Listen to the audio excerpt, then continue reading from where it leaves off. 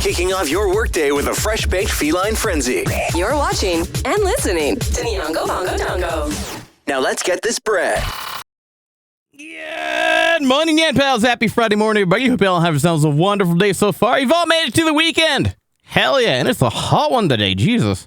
That being said, it's currently 8:52 a.m. on the West Coast, Best Coast on Friday, July 18th. That being said, y'all know what time means? Y'all know what time that means, yes. Y'all know what time it is, y'all know what it means. Let's roll the fun clip. It's Fun Friday, you fucking losers. It's Fun Friday. It's Fun Friday, you fucking losers. It's Fun Friday. It's Fun Friday, you fucking losers. It's Fun Friday. It's Fun Friday, you fucking... Happy Flat Fuck Friday, everybody. Speaking of flat fucks being to fucking things up, I don't know how to fucking... I totally fucked up my intro. That being said, my apologies. I'm going to say that being said a lot. That being said, happy Flat Fuck Friday, everybody. Hope you all have a wonderful Friday so far. That being said, once again, we need to count for that too, I guess. It is, of course, another wonderful Friday morning, which means it is time for the Friday morning 2-for-1. Ow! Thank you for following. Hey, yo. I think I'm good. Hello. Let's see what we got here. Yan Pals. Hey, South Reaper Zero, thanks for the follow. Most appreciated. Nice to meet you, Nampal. Welcome to chat. Will Steam. Welcome back, guys. Happy Friday morning to you, and hope you enjoy your stay.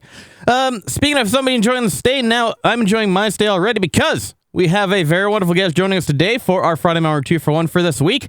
Now, she is someone who I have known back in my earliest days of. Thank you for that, Nikora.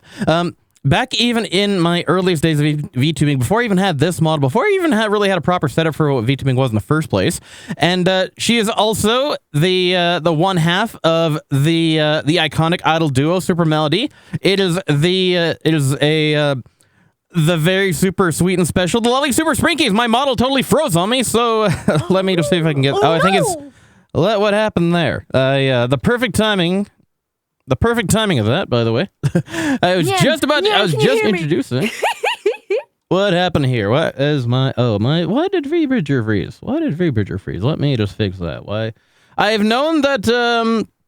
Now, this has happened to a couple of people others so far besides myself. I have been told by a friend that they had their V-Bridger freeze up on them briefly. So let's see what's happening it here. does do that sometimes, unfortunately.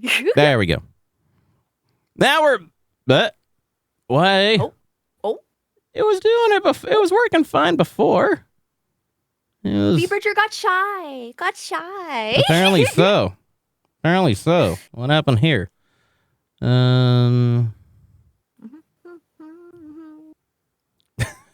gonna be stuck in your head all day now, isn't it? It's gonna be stuck in my head all day. That makes two of us. What the hell is going on here? Okay, let me try. First and foremost, let me get the app closed. The iFacial mocap. Love that. My mouse gonna get a little bit funky after this, because I know I'll do this. Line the app. Poor frozen Yanko. All right, what is going on Only the tail here? remains.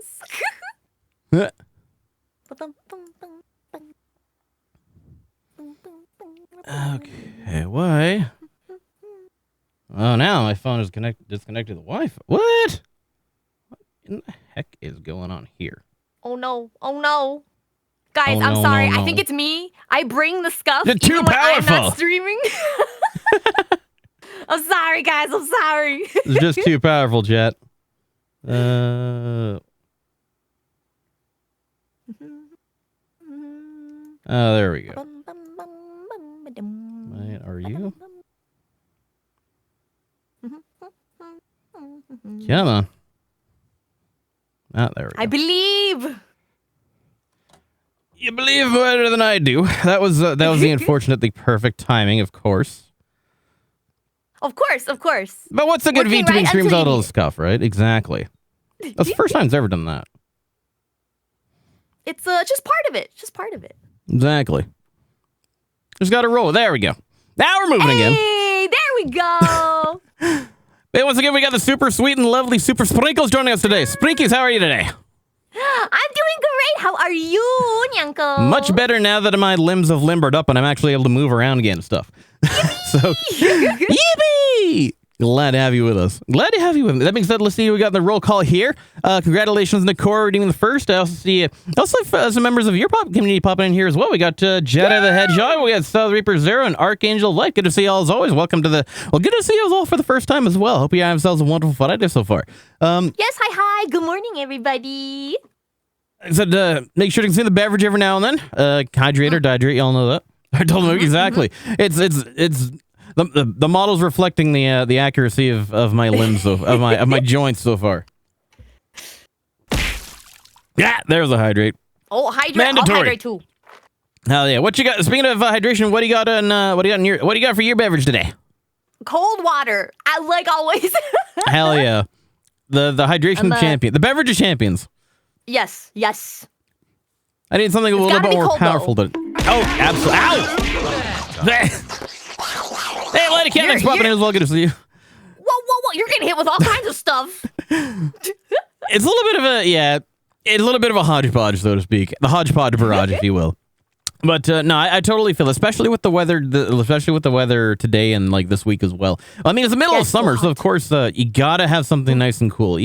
Although in the winter, usually it's more in the winter as well that I have more of the hot beverage kind of thing. But yeah, make sure to keep yourselves nice and cool, moist. Well, not keep moist. Keep yourself cool and no, not damp. No, that's not good either. That doesn't work either. That's not even any better than that at all. Get the water in your body. There we go. That's the best way to put it. Doing pretty as well. Good to see you too. Hashtag stay moist. Oh God, is that gonna be our takeaway from the day? Allegedly. I hope not. That makes two of us. But yes. Where's that going? I've been hit with so many things. I kind of lost my train of thought. The fact that I wasn't even hit with a train itself, it might as well have been at this point. Yeah,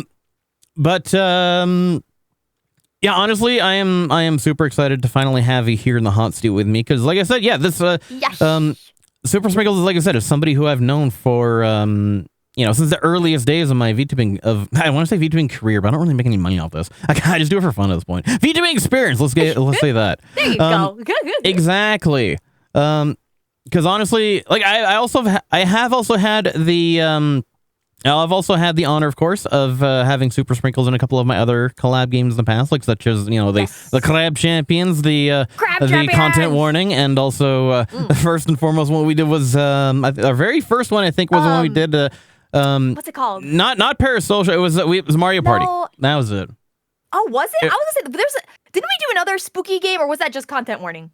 I watched it. I remember we did not Parasol. We did what was it? Night Security. Yes, that one. Yes. Yeah, because just by pure coincidence, we both happened to be playing Parasocial on the same day at the same time, and after that, we're like, exactly. So after like, you know what? Since we were out. Thank you for following. Speaking of spooky horrors, got hit by a boo. Hello, Union Pal. Doing please well, thanks for the follow as well. Much appreciated. Welcome to Union Pal. Nice to meet you. But yeah, after that, I was like, you know what? Hey, we both play the same game at the same time by the same person. Let's actually get together and play the game together by the same person. Now, of course, it ended up being a single player, but we walked through it together. We walked through it bravely and strongly together. And yeah, you know what? It was better that way because I probably would have been too scared to play it alone. That makes two of us. I would not have been able to see my way through that without like having somebody in the VC with me, especially the fact that we ended up mostly looking down at the floor for like 99% of the time anyway. At least I did. It's true. That was an adventure, and in more ways than one, I should say. But that aside though, before I actually interacted with Sprinkles, the first time that I actually met her, or knew, or like discovered her, I should say, was one of her previous models. The how do I say it? The small sprink, the smaller sprinkles. There we go. My OG chibi. My OG chibi bottle. Exactly. Sprinkles You know what 1.0. Japanese kind of. Exactly. The original spronk, so to speak. Yes. But- yes. But yeah, I do know a little bit of I mean, I've been studying Japanese for a while back in my university days, but I haven't really used it properly in a good while. So I just at me least maintain it through too. Duolingo. Hell yeah! I have a piece Sugone! of paper that says I know Japanese, but that was yeah. a while ago. Exactly. Same boat. Onaji na funede. I know that. Hey, Eric's popping in as well. Nice to meet you too. Hello, Eric. Welcome in. Good morning. We got a lot of community Yo, popping in. It's good to see all of you. Nice to meet all of you. Exactly. Definitely not me at this point. Ow! Another boom. Incoming Hey, raid. Oh, we got a raid? Welcome, Damn. Raiders. Perfect timing. Zachy Q, thanks for popping in. Good to see you as well. Thank you for such a raid. Welcome, Raiders. We're currently doing an interview, or beginning the interview, I should say, with the very lovely Super Sprinkies here. One of my all-time favorites, not gonna lie. Thank you for entrusting me with the community. Make sure you get the hydration, the food, and the beverage in you, and the sleep as well when you do. Ow! Because that is important. Thank you for What a following. lot of things happening today. You just, You got a lot of you're just things manifesting going on. chaos this Friday morning, I swear to God. Arcane's I bring Lightning's it going to with fall as me. well. Exactly, just everywhere you go. And I love that. Sorry. Because, like, no need to apologize. Honestly, like, you know, that's one of the reasons. Who just said that? We got, what? Why is my oh, sorry, my chat box got all over the place. Dream Senpai, good to see you as well. Thanks for popping in. What I was saying is that's one of the reasons why I just love being in your presence so much, because you're just so bubbly, so energetic. It is impossible to not have a good time when I'm in the same space as you. Honestly, That's great. Great to hear. always been that way. Because every time, I know that I really haven't been able to like pop into like many of your streams, really anybody your stream for that matter, because my schedule's so fucking hectic. But No, I know. I totally get it. yeah, but no, like, every time like I even like catch any segment of like anything that you do, it's always just just happy and fun and just energetic. It's like you're just the embodiment of joy is all I gotta say. That's So- you know what? That's the goal. So I'll take it. Hell yeah. That being said, where I first discovered Super Sprinkles is back in like my earlier days of VTubing when I was rocking a much different model. One that was a premium that I didn't really understand the premise of VTubing very well. And I was kind of trying to figure out my kind of trying to find my bearings and how to go to approach the VTubing space. I discovered a certain thing called a VTuber self-introduction video, and the first one that actually encountered. Now, I did encounter a few others along the way, I will say, but the first one that I actually encountered that I thought was actually like that I thought was good, high quality, and actually like properly rhythmic to it was this Buns video. Their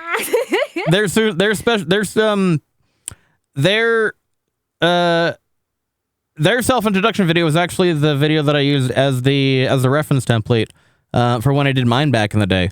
Because like you just did it so well. It's really all I gotta say. And it was just so on point. And it's like at that point I was like, you know what, this is one of the people who's gonna be like a big influence in how I approach VTubing in general. And lo and behold, here we are today. And you know. That is like so wild to me.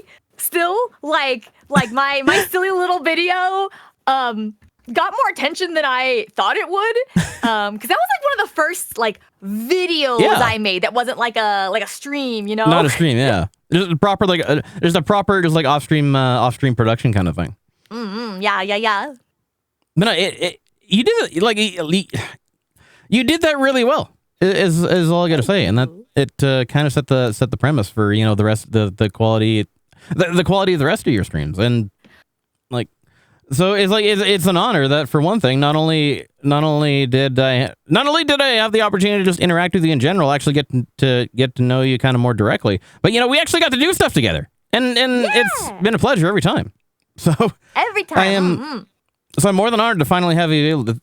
Now I know I could have. I didn't, like I said, when I say finally, that's not like on your part, because this is more just on me for all the the weird scheduling stuff we've all had to deal with. We never really knew when we had kind of the proper overlapping availability. So this worked. Yes. It happens when it meant to, I guess is the best way to put it. I also I am not a morning person, so Neither. it's a miracle I'm even awake and functioning right now. But I was like, you know what, for Nyanko, it's worth it. Oh, well, I am honored that I'm worth getting up early in the morning for, because I am also yeah. the only reason why I'm early awake as it is now, this early as well, is because I'm actually an overnight person. So I've actually already been awake for 12, 13 hours myself. So I would much rather be awake. I would much rather go to bed at 6 in the morning than wake up at 6 in the morning. I just no, I just same. cannot do. I'm a nocturnal person. Mhm.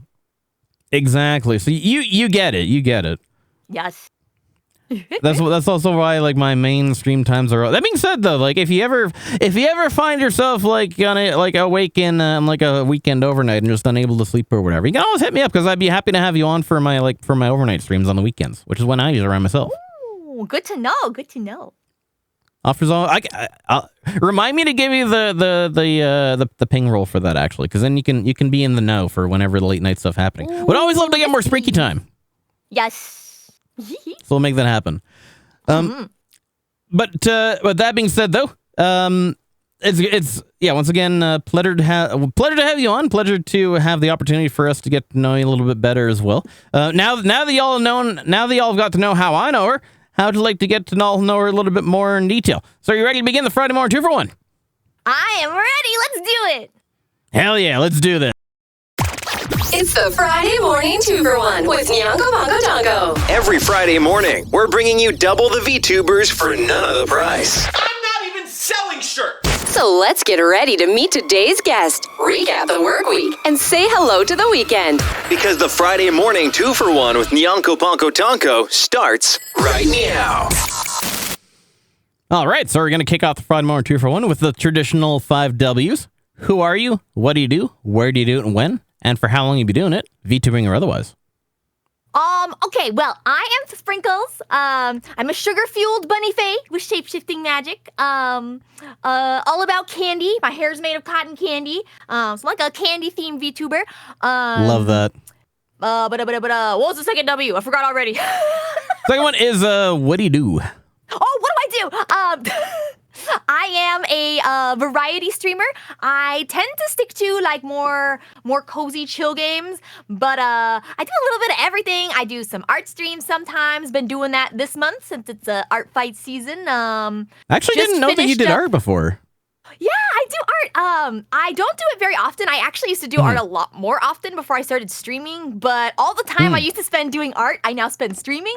So every now and again I combine them. Yeah, exactly. Where do I do it? Twitch.tv, Sprinkles, Nicora, Super if you please. Sprinkles VT. And then when I usually stream on Tuesdays and Thursdays, Yes. around 3 p.m. Pacific time. That I remember because of how much has been ingrained in my mind from your intro video. Yes. T-days, Tuesday, Thursday. Exactly. Did that cover all the W's? The other one is, thank you for that, Nicora. The other one is, how long you been doing it for? Oh, I've been VTubing, let's see, just a little bit over 2 years. And it's been so fun. I've loved every minute of it. You kind of started just about the same time that I got discovered it myself, actually. I was gonna say, yeah, I feel like we were both beginners at the same time. My only regret is not doing it sooner. That is totally. As much as I can say the same. As much as I can say, it was. I wish it was something that I started earlier before as well. It's one of those things where it's we all kind of wish that we could have done something a little bit sooner than we did. But the circumstances that give us the opportunity to do things at certain times don't always show up until the time that we need them to, right? Because if I tried to do this earlier, then it was I wouldn't be kind of in the same situation that would have facilitated me doing it earlier is the only thing. So you never really know when you're going to be doing something until you kind of do it, right? I actually was interested in VTubing for a long time. Like before VTubing was like really big. Like I followed Kizuna Ai in her OG days, and I was like, man, I want to do that. Back before there were a lot of live 2D tutorials, I made a really bad rig of my persona. I kind of hyper focused and made a rig, and I was like, I'm never doing that again. That was really hard. Hey, on the other hand, though, you made it though. You know what? I did. Not everybody can do that. But I always found excuses to not start VTubing, and then when my best friend Michi, she was a VTuber, and when I kind of told her like, oh, I've been thinking about it, she was like, do it, and I was like, okay, that's all I needed. Just a little shove. Exactly. Some things you just need that. Some things you just need that little. That kind of is that little nudge to get you on. I totally feel there, but yeah, like that. Like I said, the fact that you like even before you really got started proper, the fact that you even the fact that you were even willing to just jump like live 2D is not easy. That's why we pay people so much to make them do it for us. Like I've seen tutorial.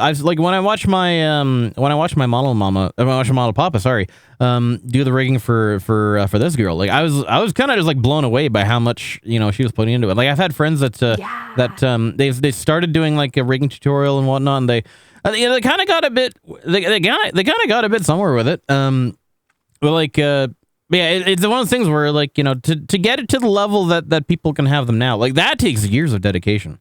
And it really does. And I feel like back then I was working with like 2 tutorials, and like one of them was kind of in English, so you just kind of had to figure it out. That remaining knowledge of Japanese really came in handy, didn't it? It did. I totally get you, but like I said, it's still even the fact that you were willing to give it a shot in the first place is still like.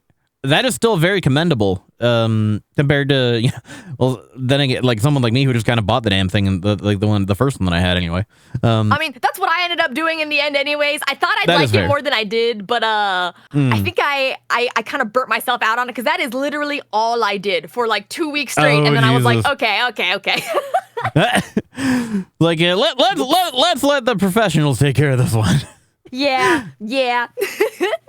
I know that feeling. I at least knew. The ironic thing is that I knew of Kizuna Ai, but I didn't really know much about her, what she did. And like I had a friend who before I got into VTubing myself, who would show me like Neurosama videos all the time. But VTubing proper, ironically, was not something that I was actually interested in doing myself until I literally got into it by accident because it was basically just a prank that I was supposed to play on a convention staffing team at the time because we did all this stuff over a video interview, and then it just got a little bit carried away, and then next thing I know, I was like, let's actually just try doing it properly, and then next thing you know, here I am. Oh my gosh, the Nyanko lore. Exactly, allegedly anyway.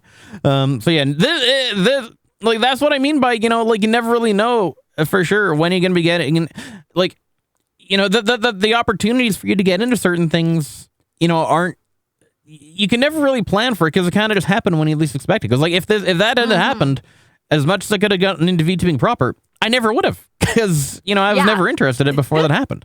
So crazy. We can, so that's kind of a bit more about me, but to get to know a bit more about, let's turn our attention back to you though, because you're the guest of honor here. You're the important one today. So I know that one thing we like to do as well is a quick recap of the work week or even just the week in general. How has the week been for you? That being said, by the way, let's see. My week's been good. I had a fun stream on Tuesday. I did some art, lots of art. Played some Deltarune for the first time yesterday. Got through chapter 1. Was very fun. Gosh, what else have I done this week? Lots of idle homework. I got lots of idle homework. Got a performance coming up in a little over a week. So working on dancing and recording some songs, all sorts of fun stuff.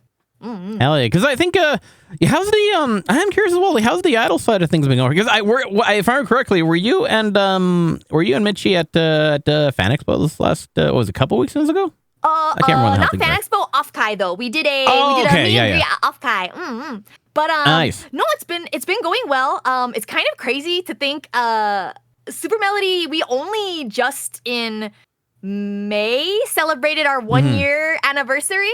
Nice. And but we have a lot of fun stuff coming up. In the last year, we've released our first original song, and we have some more stuff coming that's up amazing. very soon. Yes.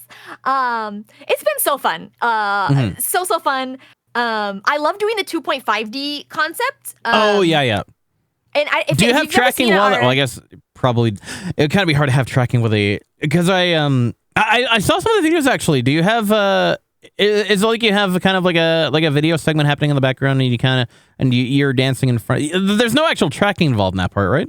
Or is there? No, that would be so cool. But I pre-produce all of our videos. I do all of our visuals and stuff. And I love that. We do our best to make sure everything like syncs up. But that way, you have our VTubers in the background, and then in front of the screen you have us in our real life selves in my human disguise, dancing and singing on stage. Manifesting the 3-dimensional space. Exactly. Yes. But no, honestly, I gotta that's really creative. The fact that you're able to put those together, they able to sync those together. The fact that you just came up with the ideas to do all that in the first place is honestly really interesting. And yeah, my day job is usually video editing. Okay. So that makes sense. I didn't really do a lot of motion graphics until I started VTubing. Some of the first motion graphic stuff I did, I actually made some trailers for Michi. I made my own debut trailer, and I just kind of have been fumbling along in After Effects. But after doing this for a couple years, I actually have some, experience and skills at it. I just keep pushing myself to learn new stuff. That's the best thing you can do, honestly. It's because if you aren't if you're not pushing yourself to learn more, as you go. You can get really, really good at doing one thing, but you also don't want to get stagnant. And ow! Exactly. Perfect time. Incoming raid. Hey, we got another raid. Welcome, Raiders. Hey, Melodic Blaze, thanks so much for raid as well. Much appreciated. We're currently having a Friday morning 2 for 1 interview with the lovely Super Sprinkles joining us today. Thank you for trusting me, community. Make sure you have the hydration, the food, and the beverage in you too as well. Need sleep as well when you get that to you. That being said, thank you again for popping in. Hope you enjoy your stay and all the best things I want to give a raid. Have a great weekend. But we're doing well so far. The lovely Super Sprinkles give us a rundown on their expertise and their expertise and their idol craftsmanship as well. And sorry, my too many hits to the head. My brain is all over the place. But That's okay. You sustained a lot of brain damage this morning. Exactly. We're just getting started, so there's going to be a lot more of that throughout the course of the next couple hours. But but honestly, that is really interesting, especially with the just a quick recap. So the your main job is video editing, and you didn't really get interested in the motion capture side of things before you got into VTubing itself. And then what from that, if I correctly, where do we go from there?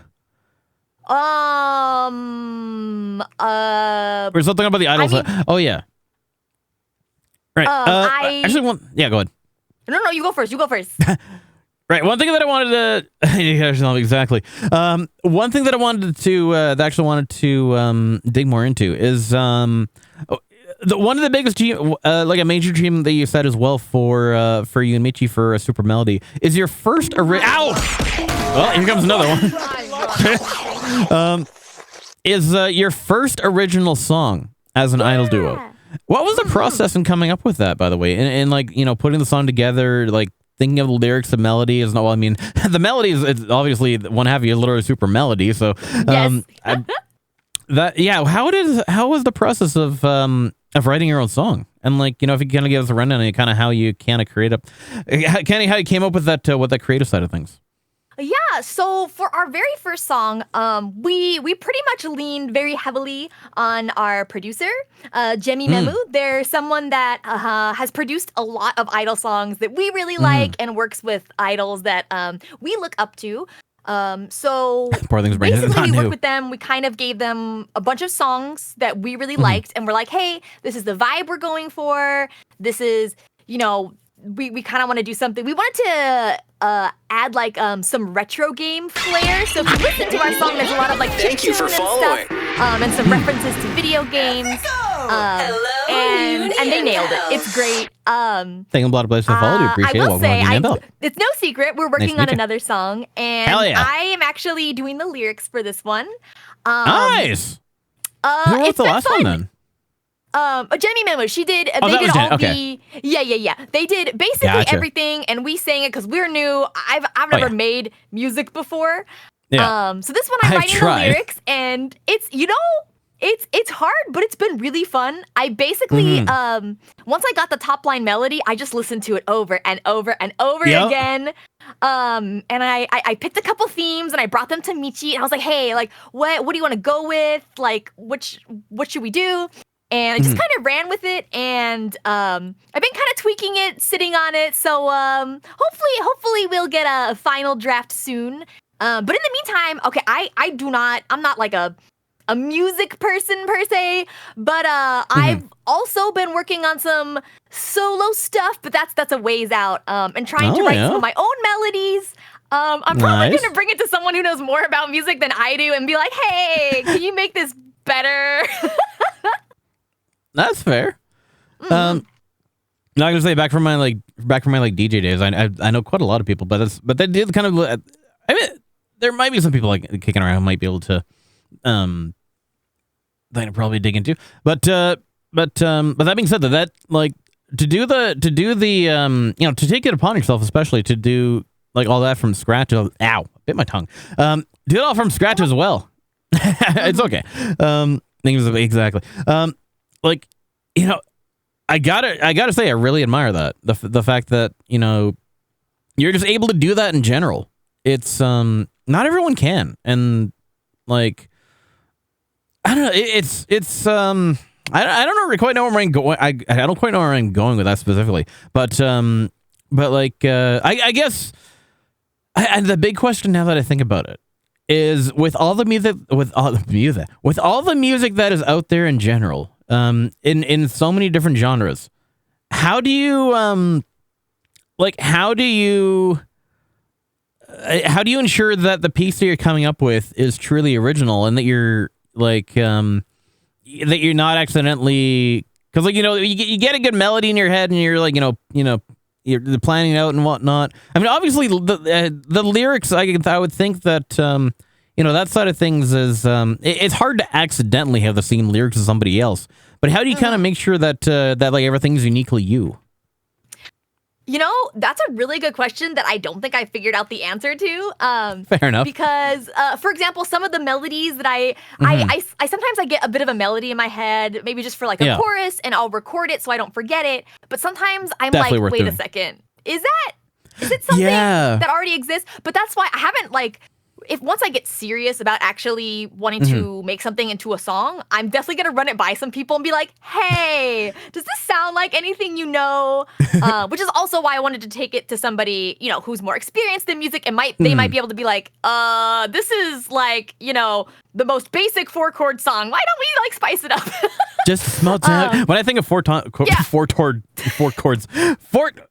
Kong, exactly. When I think of 4-chord song, I think there's this one video that I had. I'll dig it up for you. I'll tell you later. There's this one comedy video that I found, and is it the one where they play a bunch of songs all together? Yes, Axis of Awesome. Yes, that's exactly what I'm referencing. Yeah. I'm like, does my song fall into that? I don't know. Because I remember, I also kind of dabbled in the thought of, and I dabbled in the process of doing music production as well. When at least more in the electronic music kind of side, the electronic music kind of thing, side of things, I should say. And English was my first language. You wouldn't know that from listening to me though. And so I'd get a melody in my head as well, and I'd start laying it down. Then I kind of go over it a few times. And I'm like, wait. This is kind of starting to sound oddly familiar, and then I look at I listen to the keynotes of it, and I'm like, wait, shit, I accidentally reinvented Darude Sandstorm or some shit like that. It's like, whoops. Yes. Yeah, I wish I had the answer, but I am definitely still new with this, and honestly, I'm just doing my best as I go along. I know that We're gonna learn a lot as we go and probably make mistakes, but you know what? That's okay. That's part of learning. That's a natural part of learning. Jinx. But yeah, the best thing you can do is to do your best. Side point in a lot of places. I like to make music, but I only think of lyrics and the melodies. Well, hey, you're basically good at that means you're good at poetry. And I mean, I'm pretty sure there's always going to be there's got to be somebody out there who'll be able to slap that down to a beat. But yeah, honestly, like, because it's music is one of those interesting things where, like, you know, you hear everything that's on the radio these days and everything that's kind of come out over time. You're like, how do people come up with things that are new? And then, like, lo and behold, you know, every year there's a slew of just new productions going out there. You know, whether commercial or indie, and it's just like, you know, the creative opportunities that are in music and things like that are there's still plenty out there, which is wild when you think about it. Oh, just like how much people have made over time in all different genres and yeah. That being said,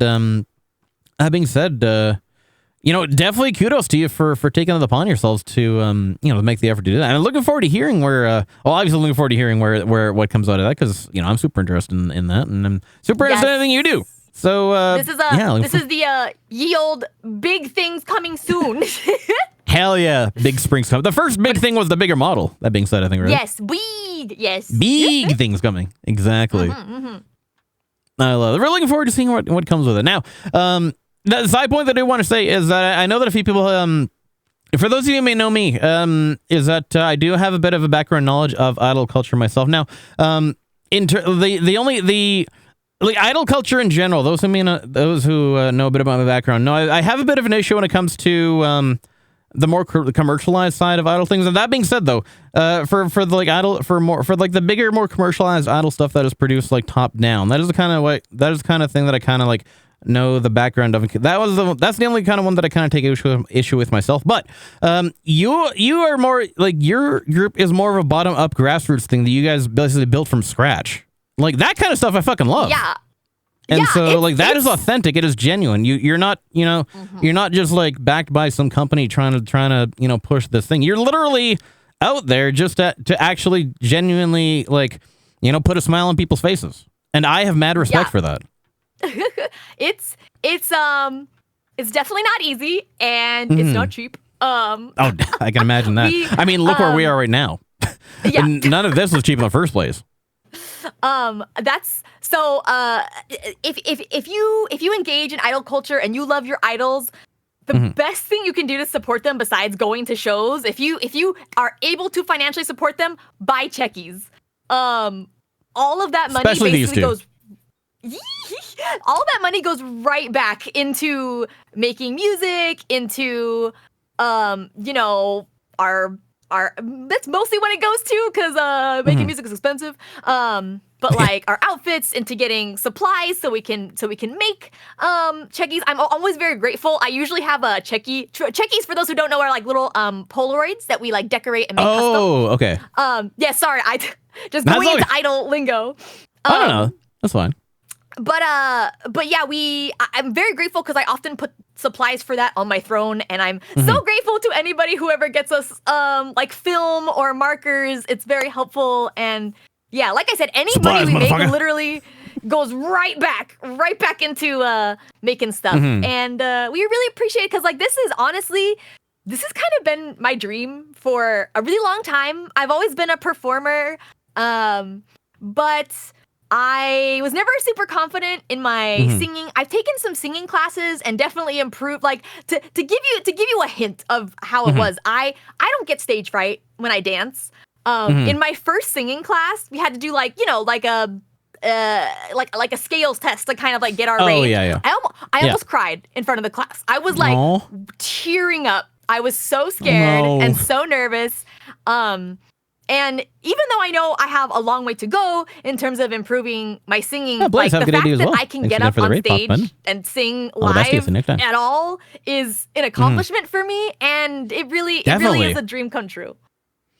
I'm really that, you know, it's just so nice hearing that as well. That you're, you know, you took it upon yourself to take the effort to make that happen, and you know, you from where you started versus where you came to.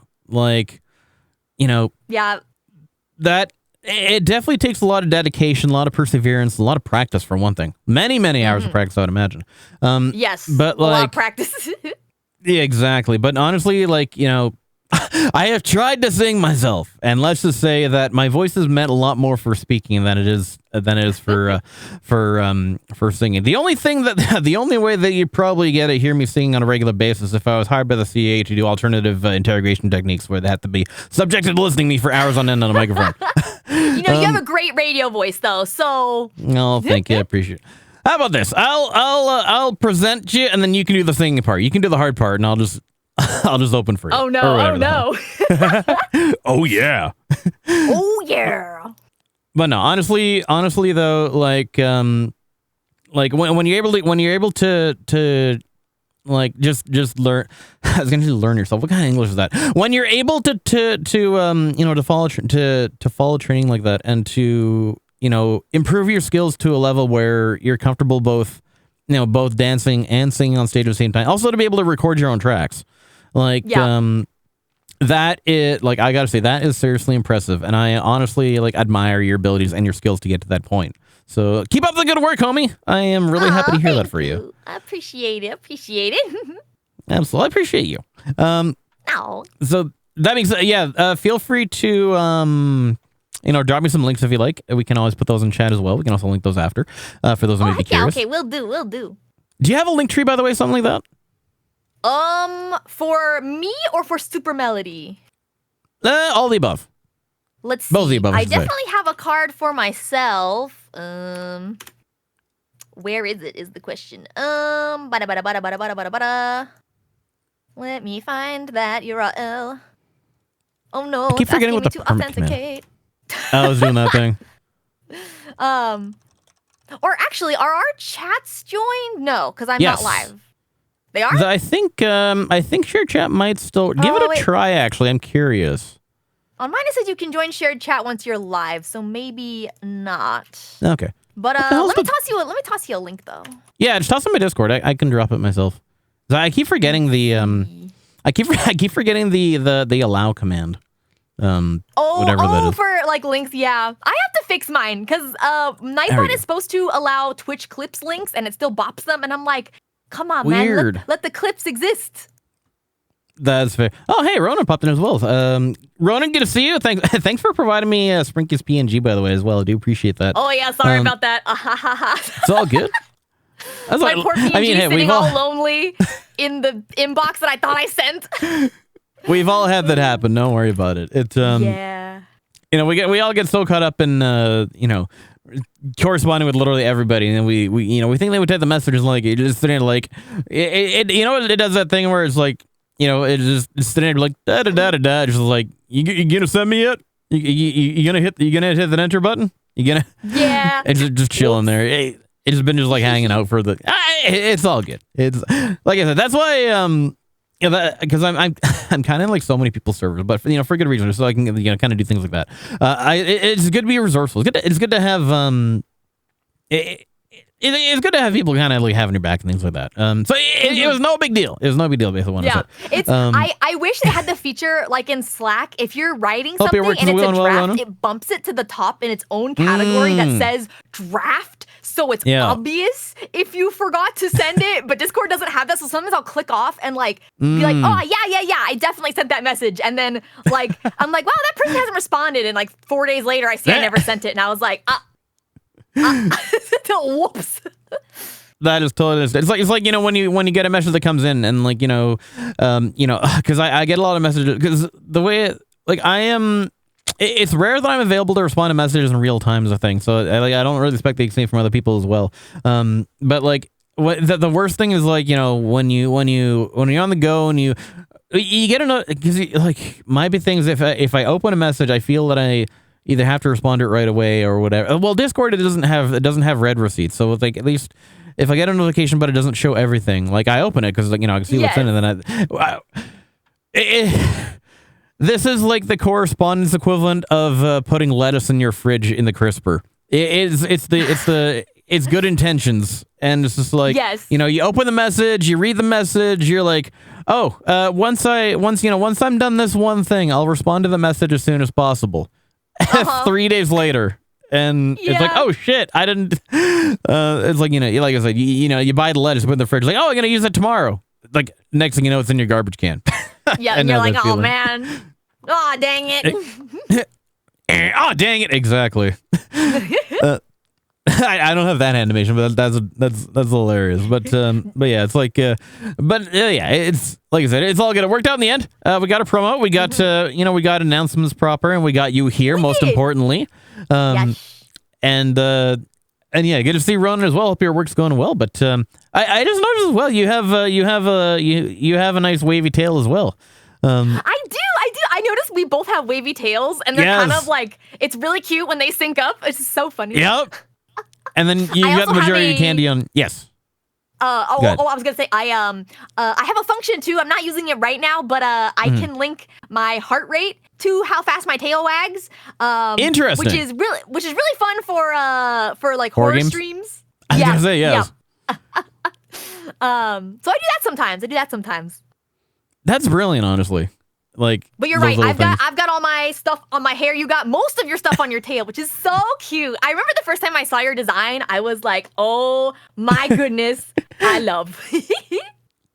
I love that. Like, I was gonna say, if we did the Dragon Ball Z fusion dance, so we'd have candy just all over us, everywhere. You're so right, and we'd be so. We fluffy. should make that happen. So fluffy. Oh, we'd be super fluffy. I would love to see that happen. Artists, if you ever out there, if you specialize in DBZ style art or whatever, all know what to do. But no, now funny enough is that Nikora lost her car keys on my tail 3 months ago. Exactly. So that's whose car I've been taking to work every day. Well, no wonder. I don't know how it got all the way here from Australia, but that's beside the point. That's crazy. That's crazy. I know, right? It's weird how things work. The space and time. What is it? It's weird like that. But yeah, funny as the as much as I can take credit for all the elements of this model, the 99% of this model is actually the idea of my lovely model mama Rin Mini. So I actually, the concept that I have myself is a lot more basic than this. And Rin Mini is amazing in her creativity. So I got to definitely give kudos to her. Yeah, But the art is so beautiful too. Like the rainbow highlights in your hair. Chef's kiss. Mwah. Like, I can't look at you with a thing. Speaking of rainbow, I can't look at you without thinking of rainbow sherbet. So like, Yes. that is perfect. Especially, well, yeah, because you're mean the cotton candy. Well, you gave also the specific reason behind your colors, as well during the certain Pride Month kind of thing. Yes, exactly. I'm basically a walking pan flag. So during Pride Month, I just walk around. Look at me. It's Pride every month. It's convenient, exactly. I mean, I'm not quite walking, I mean, my background is pan as well, but like I'm more pastel pan, I guess I should say. Yes. But no, I it's your design honestly matches it.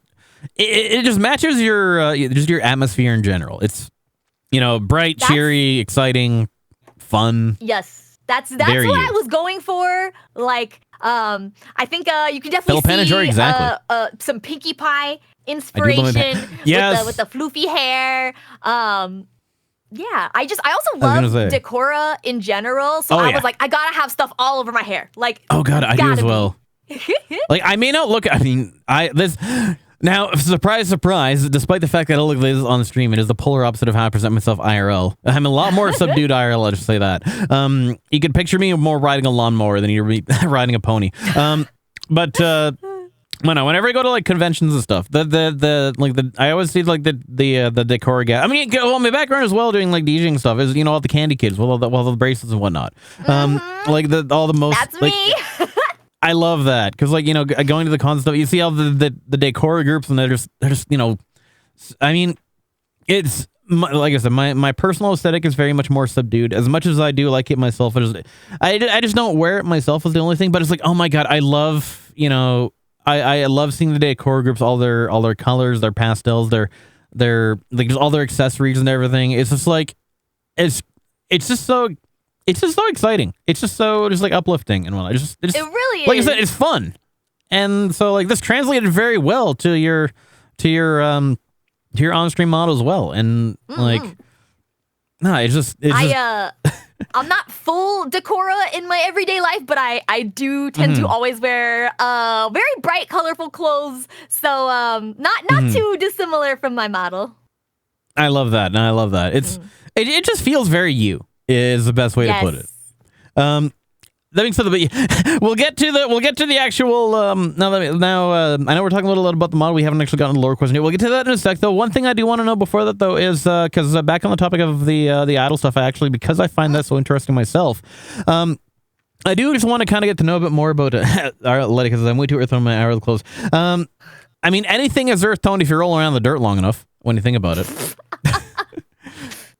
That's what laundry is for. But anyway, so yeah, the background of the idol side of things. Like, how did you find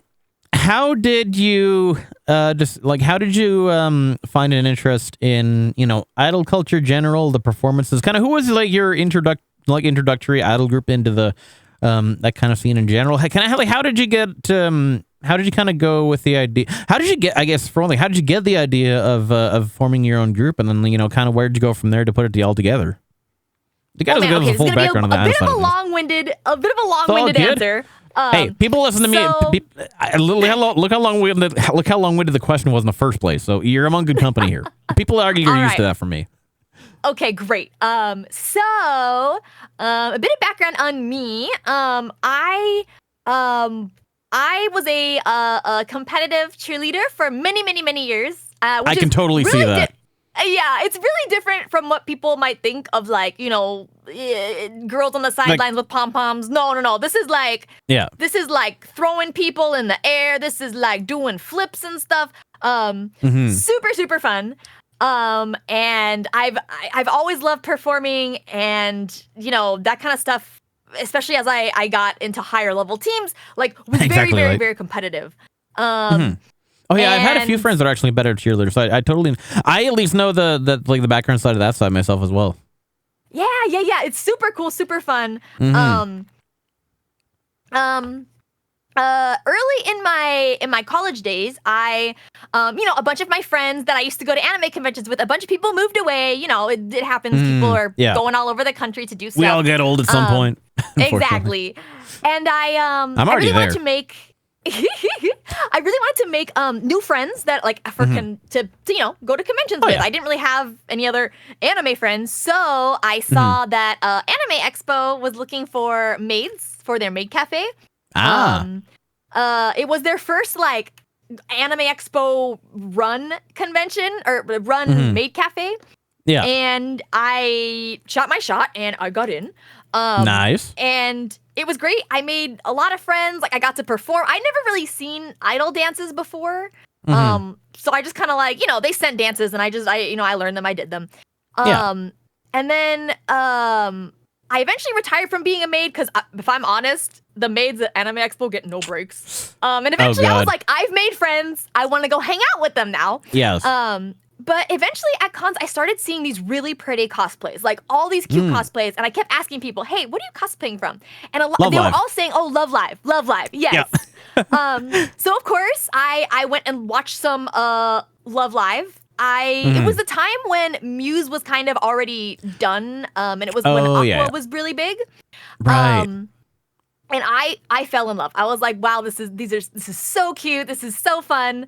I did take some singing and dancing classes. And at one point with my little group, we went to go see Aqua in LA live. And at the time, I still didn't know a ton about Love Live. Right. And I feel like I had that anime moment where the girls have the sparkly Kira eyes, and they're like, that's gonna be me. That was literally me at my first Aqua concert. I was like, oh my God, I want to do that. That's what I want to do. The starstruck. I know exactly the moment you're talking about. Yes. I see the light. Yes, exactly. And eventually I retired from doing cheer because man, that is hard on your joints.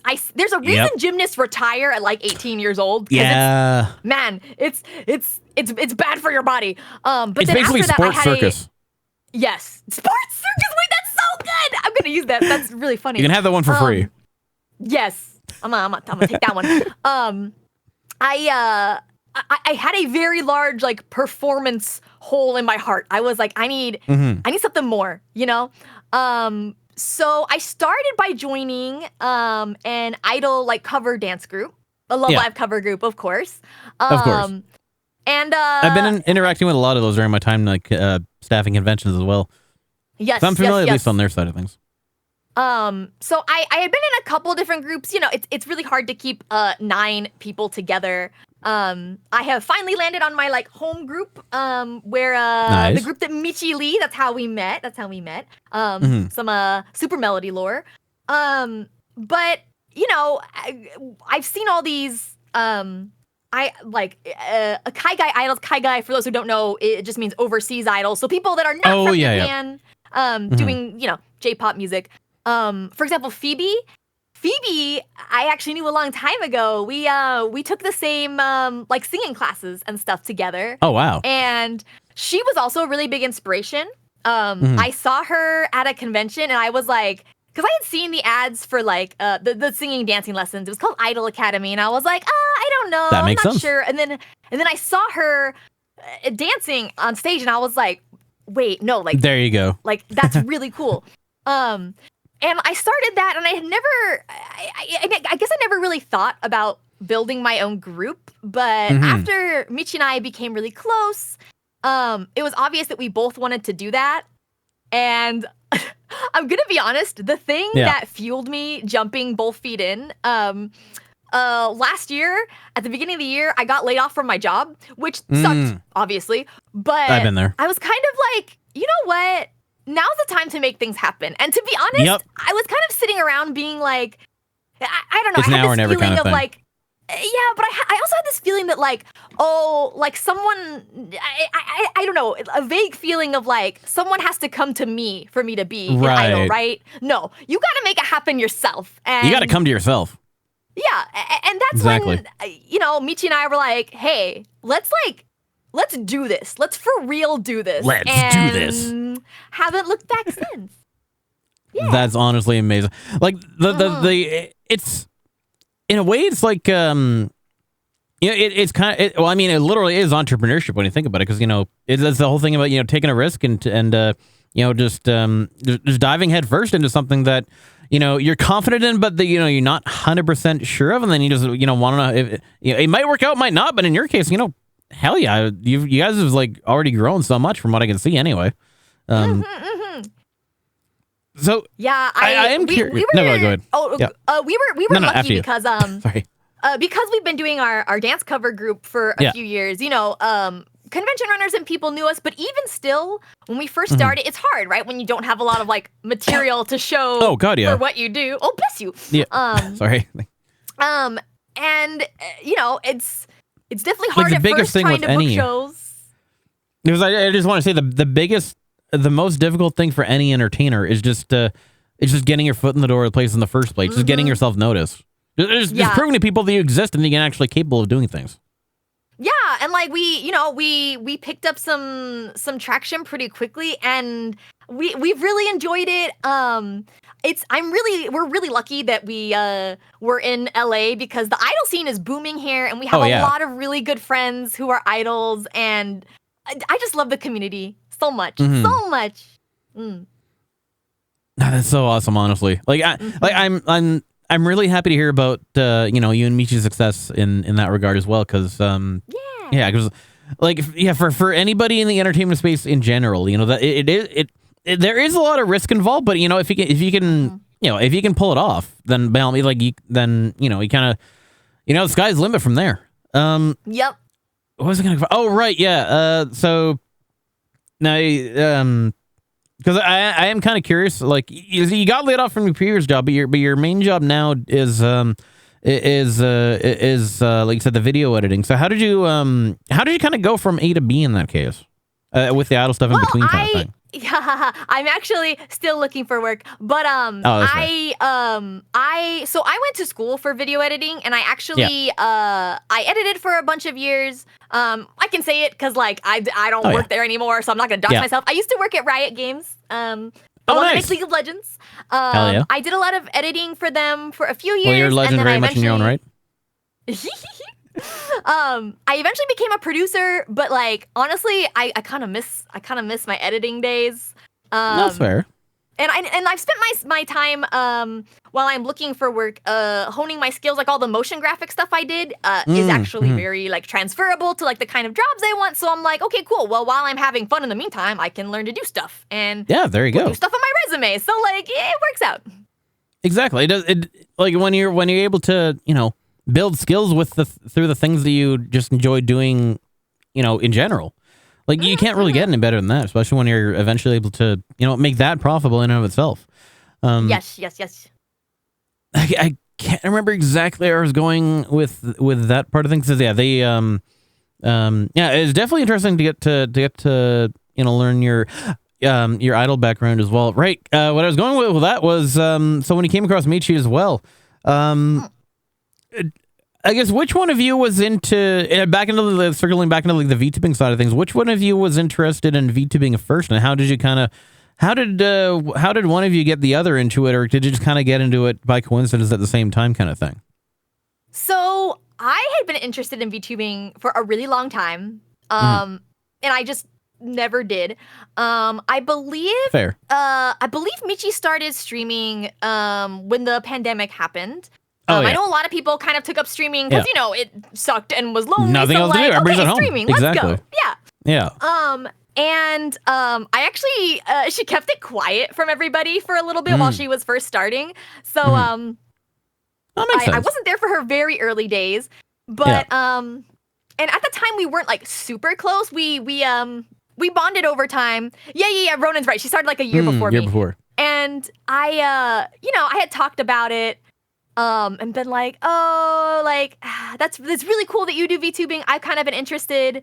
And I know, like I said, at the time, we weren't super close. And I know some people kind of get a little petty if you try to do the same thing they do. You know what I mean? Be like, oh my God, you're copying me. So I was kind of just like testing the waters. I was like, oh, VTubing, I like what you do. And she's like, well, it'd be really cool to have more VTubing friends. Hell yeah. And like I said, I found a lot of excuses, right? I was like, I don't know, like, is anybody gonna come to my streams? Is anybody gonna find what I do entertaining? Like, is anything I do look worth at you now for watching? one So thing. like, I'd say yes to all those questions.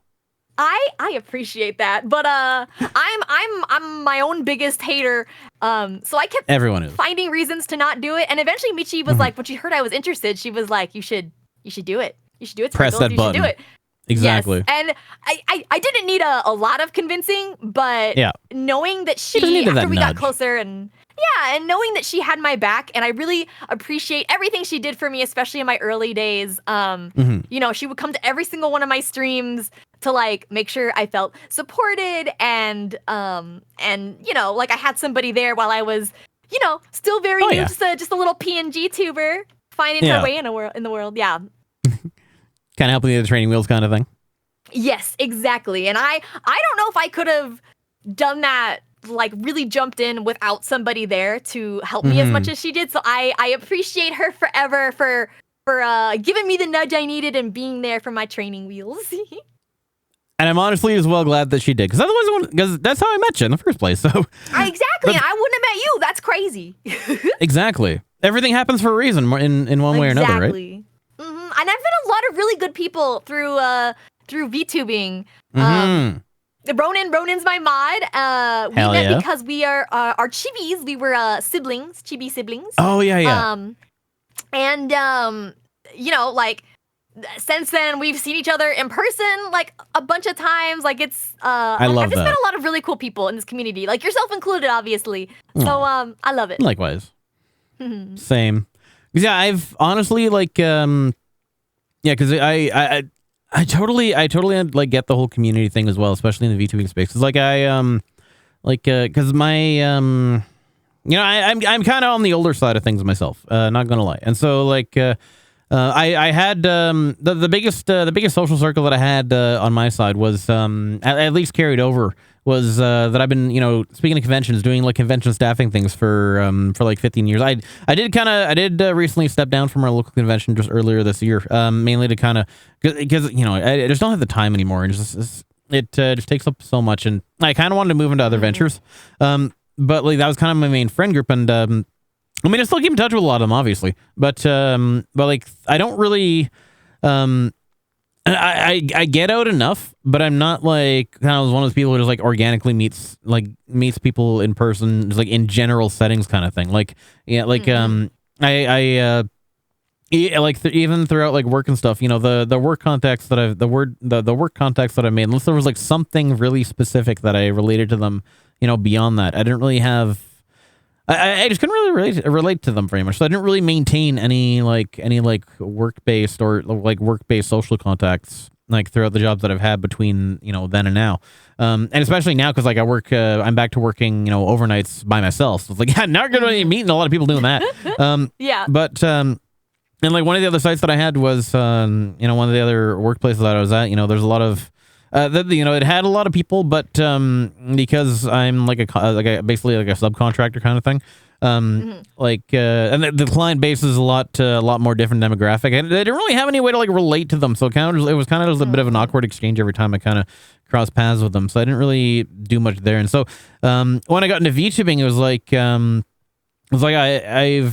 I've had some online activities here and there, but nothing really kind of like substantial. So like once I started getting into VTubing, because like it's interesting how it kind of became the segue from like anime conventions to the VTubing scene. Because when I think about it, like running VTubing streams, basically we go from being weebs in person to weebs online. Exactly.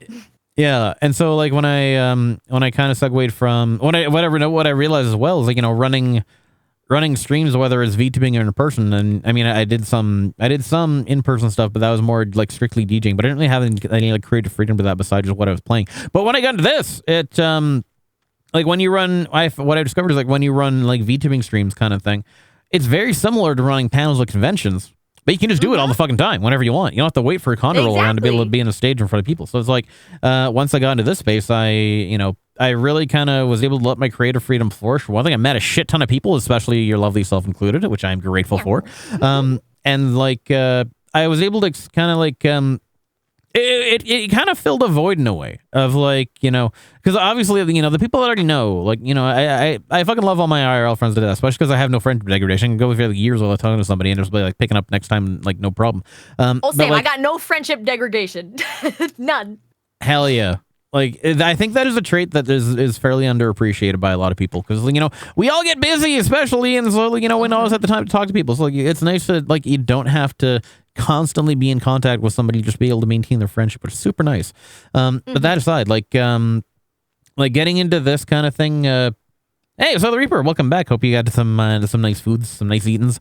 But yeah, let us know what you had for one thing. But yeah, like getting into this space, it kind of, you know, it kind of expanded my social opportunities, especially when I wasn't really, you know, doing much else outside of, because like as much as I here's the weird thing is that I wasn't really big into gaming until I got back into VTubing, or not back, but until I got into VTubing. But it was more like Really? I didn't necessarily game.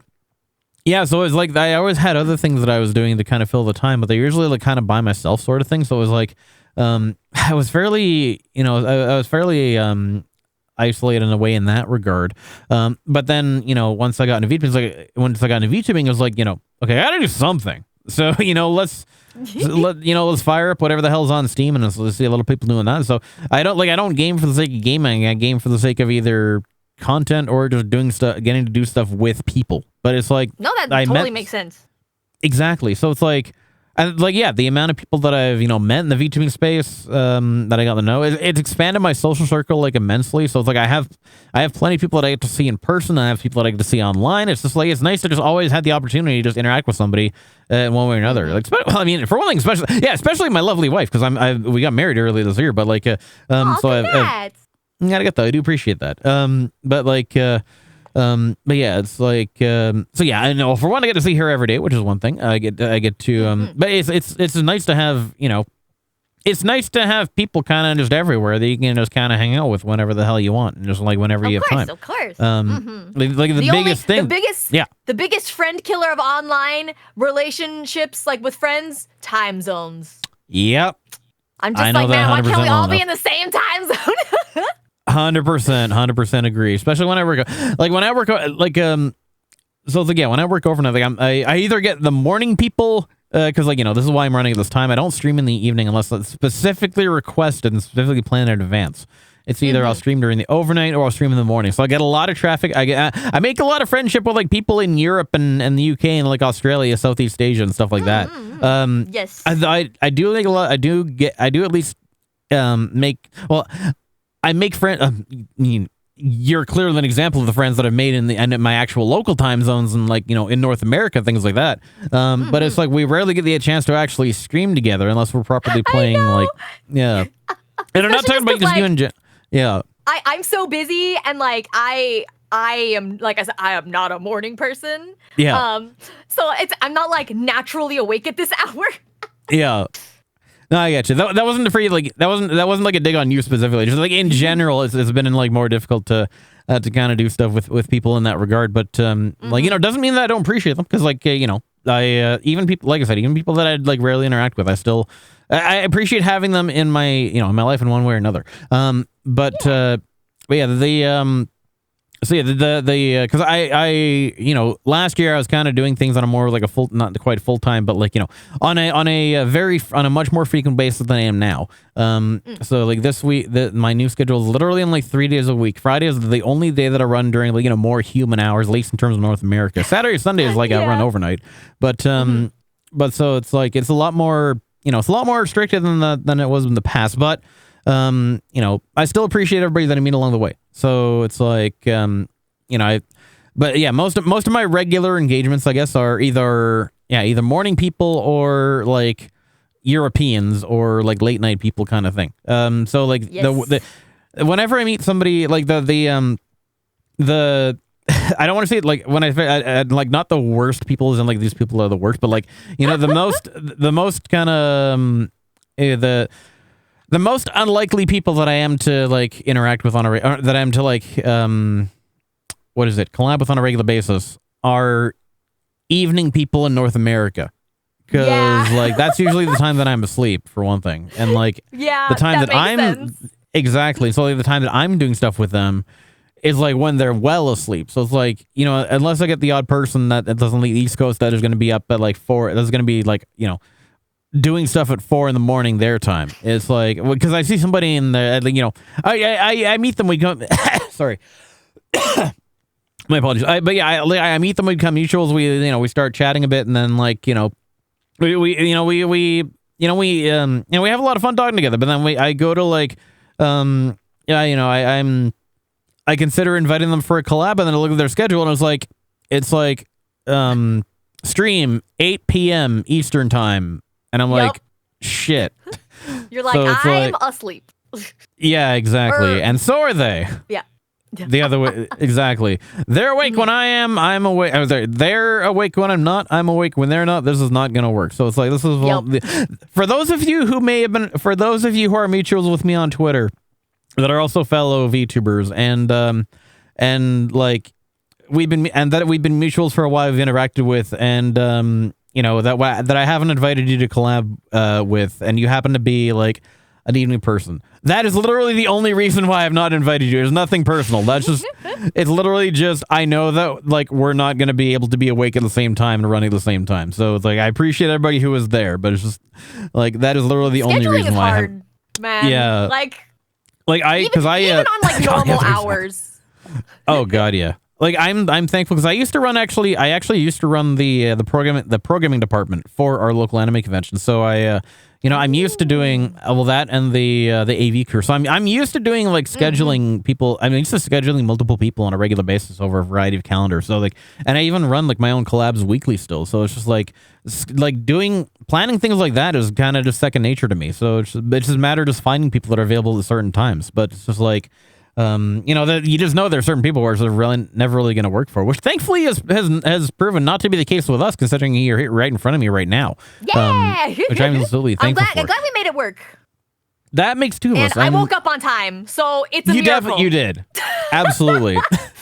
And the joy of alarm clock. Well, the joy and the blessing and the curse that is the alarm clock. But no, I'm glad you did. I'm glad you're here. But that being said, enough about me because I've talked enough about myself. Let's turn our attention back over to our very lovely guest who is actually taking the time to wake up and be here and then listen to me yap for however too fucking long.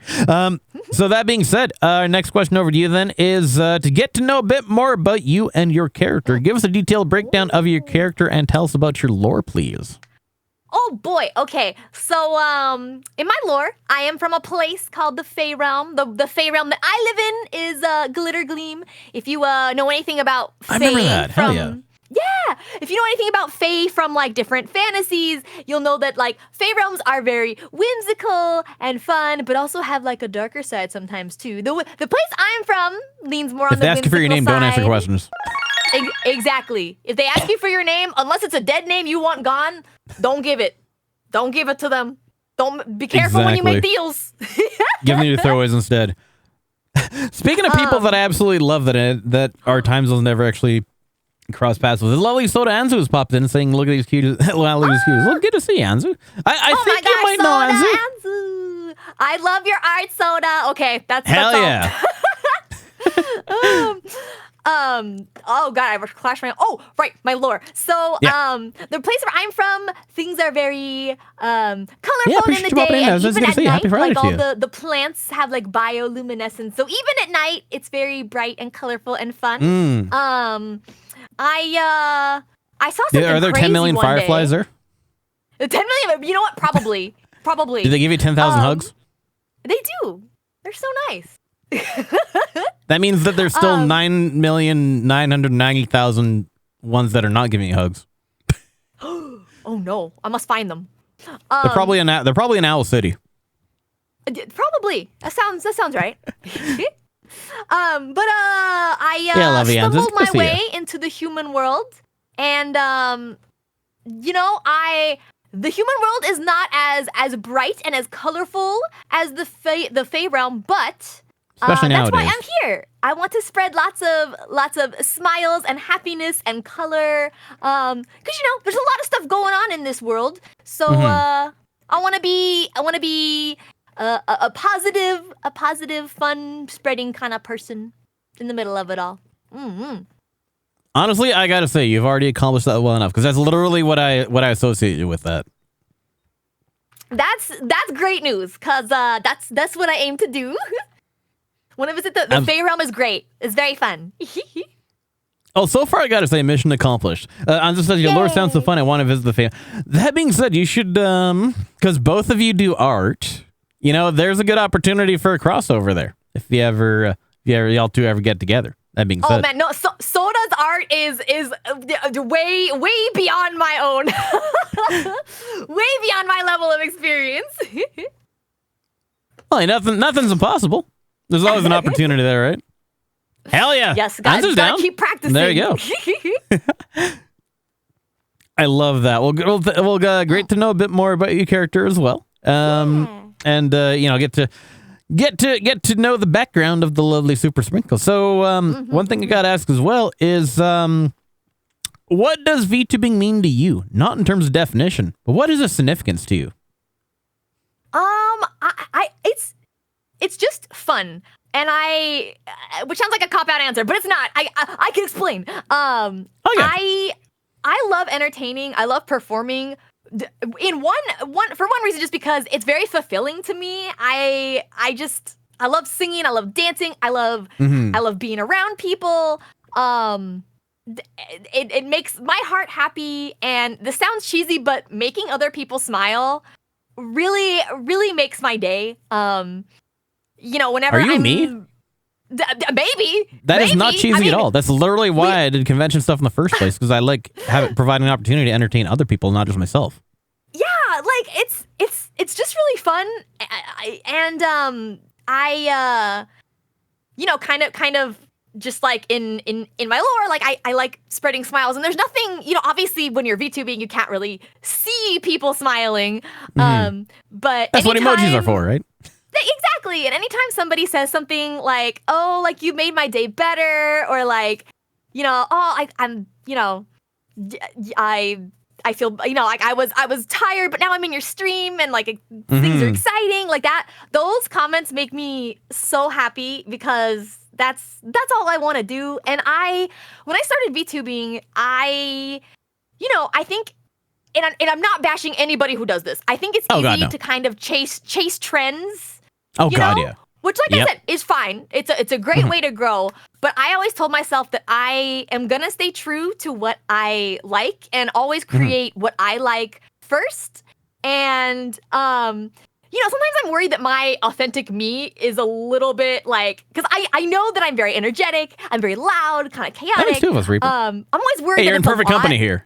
Yeah, exactly. Here is great. But I told myself, like, I'm not gonna change my personality. It makes me smile. I'm as not well. gonna change totally how I act or what I do. I'm just gonna be me. And if other people like that and want to hang around, then cool. And to be honest, I love my community so much. I have so many wonderful people that are always there, and yeah. I just love and I fucking love that. Likewise. Like, and that's that also goes to show, this is not an act. This is literally genuinely you. And like, yes. I totally relate to that. Anyone who knows me in person, like, knows, like, this is not a character I play. It's just me. It's just me. I've literally talked to her off stream. I've seen, her little convention videos. It is, I can at least vouch from what I've seen that that is genuinely her. There's no, that you do not have to adjust your TV screens. That is literally the authentic Super Sprinkles. And yes, like, I love that. Cause like, and like, that's the thing as well, is like, despite the fact that I don't look like this in real life, surprise, surprise. Like that's the thing as well, is like, I have also tried to be like, I mean, there's nothing wrong with doing a kayfabe. There's nothing wrong with, trying to build a persona that you want to, act out on stream. And it's like, of course, I do have certain elements of, my models that I do kind of play up a little bit more than IRL, but like, the overall experience that you're going to get from me is still exactly who you're going to get, like, offline. Like, I am the same person on stream that I am in Discord, that I am in real life, at least when I'm awake and I have enough energy in me, kind of thing. Down enough energy drinks, whatnot have you. But no, like that's I think something that I think really anybody can appreciate, because it's one thing to be entertained by somebody, but you can it's a whole nother level to be able to connect with them, and it's a lot you have a great opportunity to connect with somebody when you get to experience them authentically. Exactly. Whereas, and I totally respect people who like build entire like personas and play characters. It just it all depends on like how you want to experience VTubing. And for me, I wanted it to be a very authentic experience. Like, and I look forward to it all the time. Like, oh my God, I get to play games and hang out with people. Like, yes, let's go. Exactly. And it's like, I can say that's the thing, is like, like what I was going to say is that like it gives you the opportunity to, just kind of, just kind of be there. But like, where was I really going with that? I'm sorry. I totally stumbled over myself. But no, authenticity is an important asset, despite the fact that, it may not be a one-to-one visual representation for some of us, but it's a way for us to kind of, put ourselves out there and just kind of connect with people, just kind of hang out with people. That's kind of the big thing. Yes. It's like, it's not always about, it's not always a performative thing. Sometimes it's just, it's just it's a way for us to kind of hang out with people while still putting on a good show at the same time. But exactly. I totally get that's one of the reasons that keeps me coming back, is just to get to you just get to hang out with people and you just get to hang out with people and have an opportunity to entertain them whenever the hell you want, and without having to and that's the big thing where I carried over from like doing anime panels to doing this. And so I hear you, I feel you, I get you, and I appreciate that we're so like-minded in that, because like I can't say enough that how much of an awesome person you are. So you definitely proved yourself already. You deserve all of it. So So that being said, though, has your VTubing experience gone the direction you thought it had when you first got into it, or how's it been different? Definitely Best of luck, different Nakor. Hang in there. There's a lot more people who support me than expected, which was a great surprise. And because I like obviously like this like the size of my VTubing or my following or chat or whatever, my viewers, like that's not what's like important to me. But obviously it's nice to have a lot of people around who support you and chat with you, and like I'm always floored. Anytime, like I have a lot of lovely regulars who come, you know, the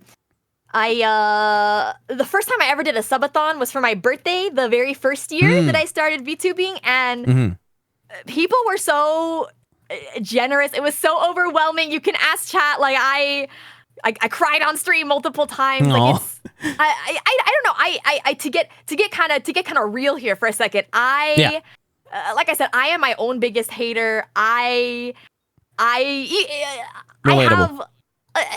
Like I doubt myself a lot. I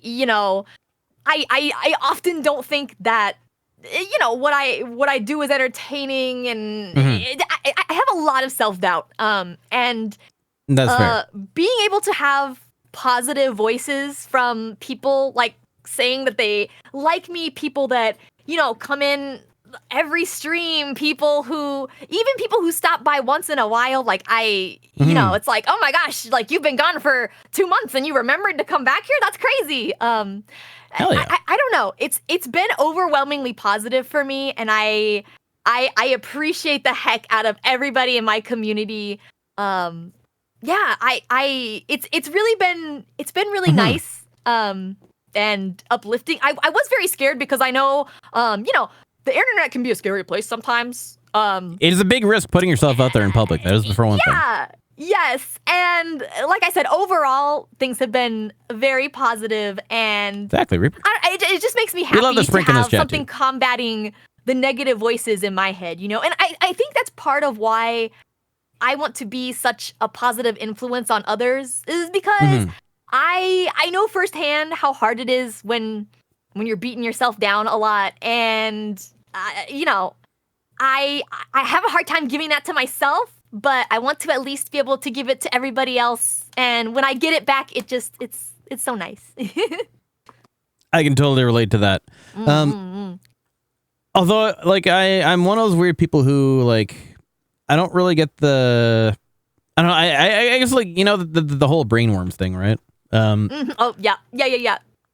Oddly enough, like, I kind of was worried people who I like, I don't get the brainworms per se, in terms of, like, you know, I feel like I'm fairly self-aware of, you know, my abilities, but also my limitations. So, I'm very realistic in my approach to, like, how I engage in the space. But, like, you know, there are, you know, you do have the times as well when, like, you know, you can be confident in your abilities, but not necessarily in the appeal of them. So you, like, just because you can be good at something you don't necessarily know, you know, if it's something that people are going to like.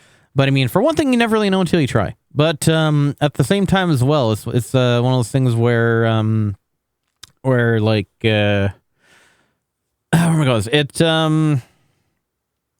don't know, where was I going with that? My apologies. I'm kind of all over the place. I had a segue in mind, but I guess, like, you know, I guess the big thing is like, yeah, it just feels rewarding in a way when, you know, when you're putting something out there and you know that it's something that people actually enjoy and want to see. And, like, for me, like, and you know, my biggest thing as well is I like like, now, like, I'm sure you can relate to what I'm about to say as well. And, like, And like when I came into the space, like, you know, I never really had any idea of where the hell I was gonna go with it, and then but like my big thing as well, because I know, you know, there's the typical thing of people who get into streaming and be like, oh, I'm gonna get, you know, like hundreds of regular viewers, I'm gonna have hundreds of thousands of followers, I'm gonna be this big name in streaming and be able to get, you know, I'm gonna, you know, buy a mansion and a Ferrari and all that with all my revenue, all my sub revenue and whatnot. Basically, I'm gonna turn to like some sort of big some like career big shot. Yes. Be like the biggest person, like none of that is like that. None of that. I mean, sure, we would all love at least for the opportunity to make streaming a full time job in general, regardless of like at least enough to be stable. But like for me, the big thing about like, you know, literally the only reason that I myself would actually want to grow in the space is, it's simply because it would give me the opportunity to just entertain more people in general. Because like you know, the big reason why I did panels in the first place, and why I got into DJing, why I got into doing convention panels in the first place, is, you know, just to be able to give people a good time. And when they show up, when you see the, I know we don't have the, you know, we don't have a live audience in front of us necessarily. We do have chat, but it doesn't convey the same way as like, you know, a live audience there in front of you. The energy is kind of reciprocated. Now, like, you know, when I know that I'm able to put on a good show and entertain people, like when I see the crowd is loving it, like that comes first circle, and, you know, it gives me energy to keep entertaining them further. And so it's like, you know, just the nature of like just crowd energy, just, you know, it uplifts me in general. It makes me, you know, makes me energetic, makes me want to do more. And so it's like, you know, it's a self-fulfilling loop, so to speak. And so it's like, you know, the big thing for me is like, you know, is if the primary incentive for me to really grow further from here is just to be able to have the opportunity to entertain more people in general on a regular basis. It's not about, you know, hitting partner or whatever the hell else. I just like having people to talk to. And, you know, I feel that. Yeah, if I have the opportunity to give somebody a good time when they show up to my stream, and I know that there are people who are doing that, and, you know, that are people that are, you know, that I am that are having a good time by being here, and the more people that can, you know, it just makes me feel good. And that's really all there is to it. It's not about, you know, how anything else that I get from that is just a side benefit. I'm just appreciate that people are showing up, and then I have the opportunity to entertain people in the first place. And like I can totally, like, I feel the vibe you're putting down. That is you can relate to that. And yeah, it's just like and of course it's because it wouldn't watch your streams doesn't mean other people should, exactly. But yeah, it's like it's a platform opportunity that you have. You have the opportunity to use the skills that you have to help people, to help uplift somebody, even if you're able to make one person feel better. That's still one more person that was feeling better that wasn't before. And so, you know, there's a reward. I always say, it's like, if my stream makes one person a little happier, brings a little bit more joy to their life, like, mission accomplished, you know? I am absolutely that person, or at least one of them. Which is like, you know, all the more reason why I'm just so thankful to have you here in front of me right now. So it's like I said at the beginning of the stream chat, it is impossible to be in the presence of this lovely bun and not have a good time, not feel good about it, not what is the word? You know what I mean? You know what I mean? Words are hard. Exactly. But enough words for me. That being said, has your VTubing experience had any influence in your everyday life, and if so, how? Ooh, in my everyday... That's a good question. I don't think I've really considered that before. I know you'll give a good answer. I mean, honestly, I don't think it's changed a ton. Besides, like, you know, I have streaming to fit into my schedule every week. But I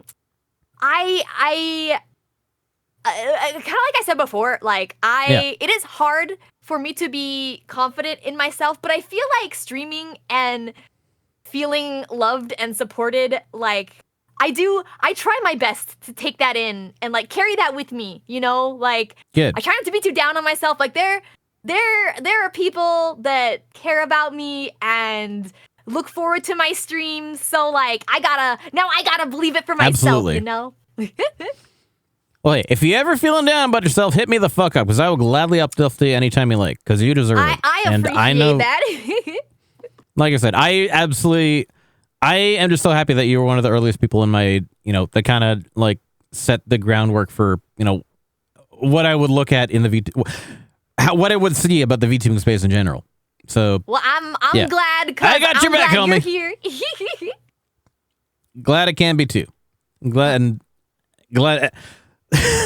Like I've said so many times so far in the stream, I'm glad to have you here too. So, yeah. What was the most memorable moment 30 times VTuber so far? That being said, Oh man, most memorable moment? that is gonna be a tough one, I'm sure. That is tough. Huh. Oh man. 'Cause I know Yes. that even though your like streaming schedule is only like 2 days a week, I know there's like so much that you've done in general. Yeah, this is why it's so hard to pick. Oh my goodness. I guess when you think of your times, yeah. I've got one, and I hope this doesn't come off as like superficial, but like Oh no, for you've for always my got time birthday to this elaborate. year- Don't worry about that. Yeah. So for my birthday this year, I had Which is when? a donathon. Huh? Oh, sorry. Oh, it's already happened. So yeah, how recent was Already that? happened. It was in March. I'm a Oh, okay. March baby. Gotcha. It I seems did- like I did very a- just like rabbit month. It's like Right? spring and It's whatnot. spring, yes. Mhm. Easter season. There we go. Exactly. I did a donathon, and the reason I did a donathon and not like a subathon, Yeah. I don't do that stuff very often because like I don't want it to seem like I'm like greedy or like trying to ask for people's money all the time. Like Yeah. I'm really not. Oh, no. But I was really sad because, like I said, I had lost my job a year ago, and I had gotten a rig a long time ago, which hasn't been debuted just yet. But I have a second model that's been in the works for a really long time. And I finally got the model back, but of course, when I bought the model, I was in a much better financial situation, and I had the means to get her rigged. But now I didn't have the funds to spare. So for my donathon, I put up a super lofty goal of like, hey, I really want to get this model. Here's a picture of it. Like, if you guys want to see her come to life, like literally anything helps. I'm trying to save up. But it's hard right now. I don't have a job, and I think my goal was hit on the first or second day, which Nice. was crazy to me. And like I Yeah. don't know. It's like I said, I don't want this to come off superficial. Like, wow, you guys gave no. me your money. That was my favorite moment. But Well, no, But, here. Let me try and elaborate. Let me give it a shot. Because I know exactly, like, not to say that I know exactly, but it's more that like I get why you chose this because the biggest part of the biggest part of our VTubing, the biggest part of how we present ourselves, besides having good audio, which is a very important point as well, which thankfully you do, Yes. is our models, and the quality of the model, the expressiveness of our model plays a big element in our way that we connect with our viewers, and the opportunity to have that is it's an improvement on if we can provide a better model to the viewers who are watching, it improves the quality of their experience in general during the time that they're here. And so like to have your community be willing to contribute to fund the completion of your new model, it in turn provides them the opportunity to get a better experience from your streams. And so not to say that your stream experience wasn't already good. It's more it's a step up, it's a step up from where it was already at the time. So by your community. Yeah. This one's gonna be. I mean, people have seen it. It's a 90s model, so it's more of like a step I sideways. I think I remember seeing the art for that actually. Hell yeah. And I don't know. I think it just felt good because like that was like my my birthday wish because I have had to Is be that his little sister from Michi, if I'm correctly? Yes, it is. Yes, that's why I was recognizing it. Model siblings, which is really exciting. Mhm. Which is going to be really cute for our future shows and stuff. But Hell yeah. It's I've had to be a lot more careful about spending and be careful, Understandable. to try and keep most things to like necessities. So I don't know. It just made me really happy that my community Absolutely. was so generous, and it just felt like very loving, I guess. Like, oh my gosh, like Exactly. I asked for this crazy I think it's a crazy amount of money, and like for this crazy thing that's like not a necessity in the world, but I just really appreciated everybody's support, and I'm the kind of person who doesn't really celebrate my birthdays so much. I feel that. And honestly, the biggest thing I do is hang out with Stream, and they all just made me feel really special. And I feel like I really took that in this year, and I just can't say it enough how much I appreciate my chat. Like, I just love them. I love them all so much, and I always just hope that I can repay them by giving them a good time, Absolutely. And like I said, that is an absolutely valid experience because, like I said, it is your community who is coming together to, they want to see that to fruition and, give you the opportunity to use that asset in turn to, to supplement their experience and have an opportunity to be entertained by that as well. So, like, no, I don't see that as being superficial. I think it's completely valid because to them it's important enough for that they want to see it from you, even if ow. Yes, that'll how I was straying out of it. Well, Apple Ninja's here too. Sorry. More brain damage. Exactly. But yeah, the how's it going, Apple? Good to see you. But no, like it may not be, an essential, it may not be something essential, to your everyday living, but it's essential to part of your ability to present to your viewers. And so, they want to help see that too, and they're helping you make that happen. So no, that is the ability for your community to do that for you is honestly completely valid in its memorability. So and she's coming pretty soon TM, very soon. Hell yeah. Big I'm things really excited coming. to show her off. Yeah, exactly. Big things coming. Hell yeah. Yeah. What do you think of looking ETA for forward that to being said? Let's see. Considering all of my idol schedule, maybe definitely next month. Probably, hopefully, Nice. early next month. So, gosh, that's only a couple weeks away. Sooner than so, later. Yeah, Yeah, I was gonna soon. say. Very soon. Mm-hmm. Yeah, she's almost ready to show off to the world. Amazing. Do you have any? Feel free to go ahead and plug yourself. What are your plans for? Do you have any specific debut plans for how you want to go about that? I don't think I'm gonna do anything big, but I'm definitely gonna be doing a collab with Michi since we are gonna be Nice. model siblings, which I'm really excited Hell yeah. about. And like I said, we're definitely gonna take our models onto stage with us. I think it'll be really cute, especially because our Super Melody songs do have a lot of like video gamey aspects. Yeah. So I think our 90s models are gonna be perfect for our theme, and I think Yes, definitely. we're gonna be so cute together. Hell yeah. Even if I may not be, like I said, tuning into being able to watch streams in general is kind of a really difficult thing for me. Even No, if I I get may you. not It's be there in hard. person, yeah. I was gonna say, even if I may not end up being in person there at the time of, I'll definitely do what I can to watch a VOD. But regardless, just know that I am definitely definitely supporting you in spirit, even if I cannot be there in person to do so myself. I appreciate it because it's hard enough to fit in like all of our lives and streaming. Like I would love to have infinite time to watch everybody's streams, but like Oh God, yeah. it's hard. I lurk when I can, trying to like give people some lurks and some views. But Exactly. yeah.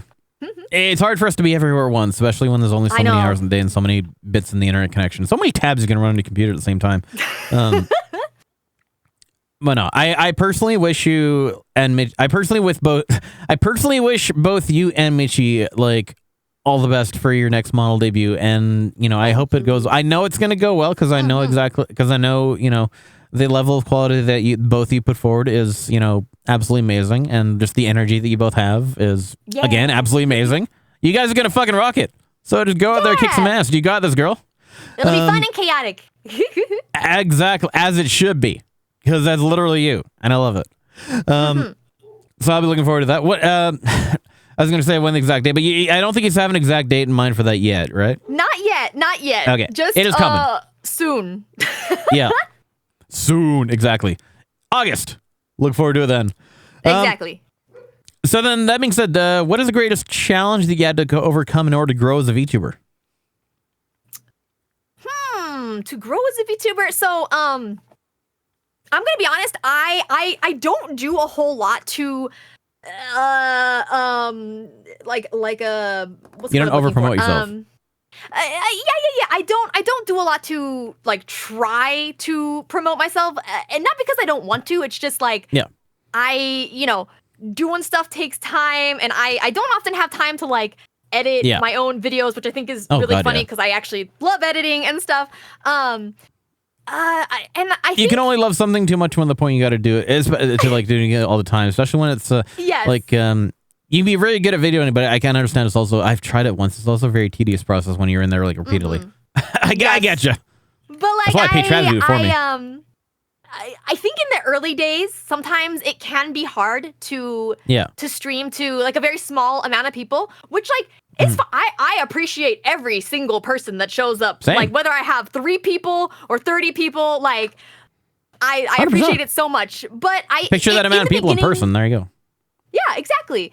I think to me the challenge I think was hanging in there. Because some days, like I said, viewers aren't the most important thing to me. But I still like obviously it's nice to see higher viewer numbers than lower ones. And especially when you're first starting, I think just hanging in there and doing it for yourself first, I think makes that really fulfilling and makes it easy to kind of grow naturally. Because,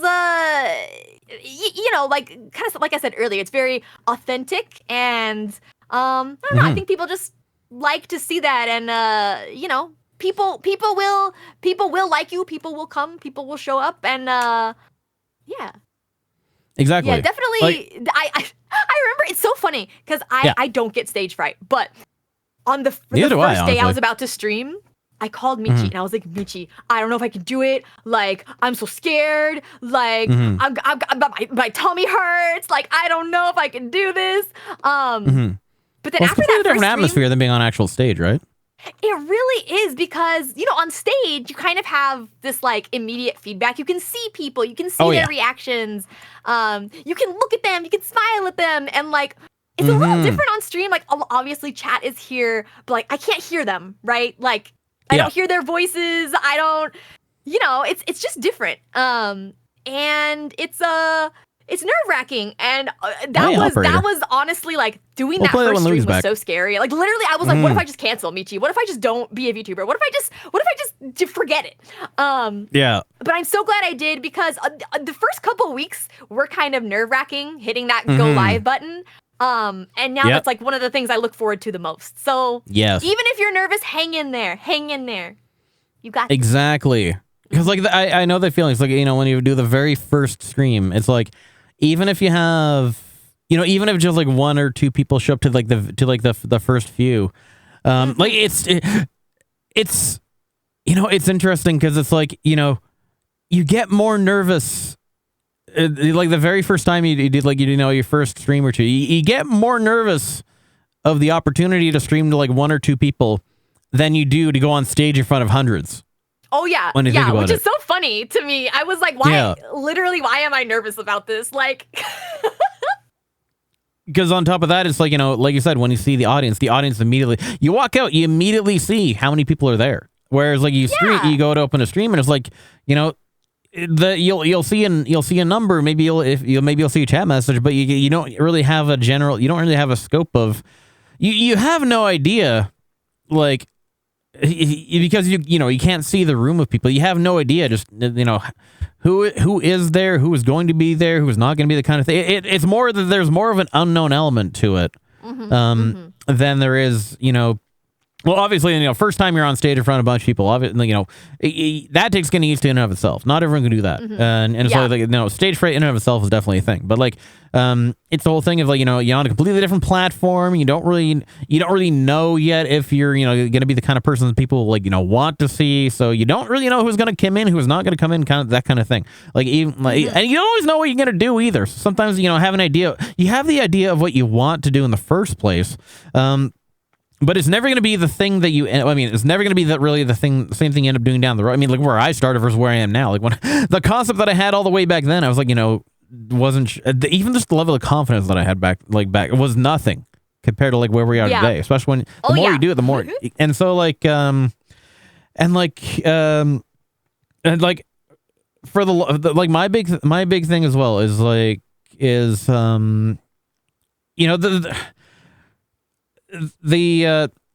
worst thing you can do as a streamer is as a presenter or content creator in general is to let the amount of viewership determine your enthusiasm or your engagement level for the stream. Because some people, they have the habit of they'll get disappointed in seeing a lower number than they want show up, or they'll have the mindset of I'll wait till I get more viewers before I start doing X, Y, Z. No, it's entertaining people is not a retroactive process. You don't wait for more people to show up before you start entertaining them more.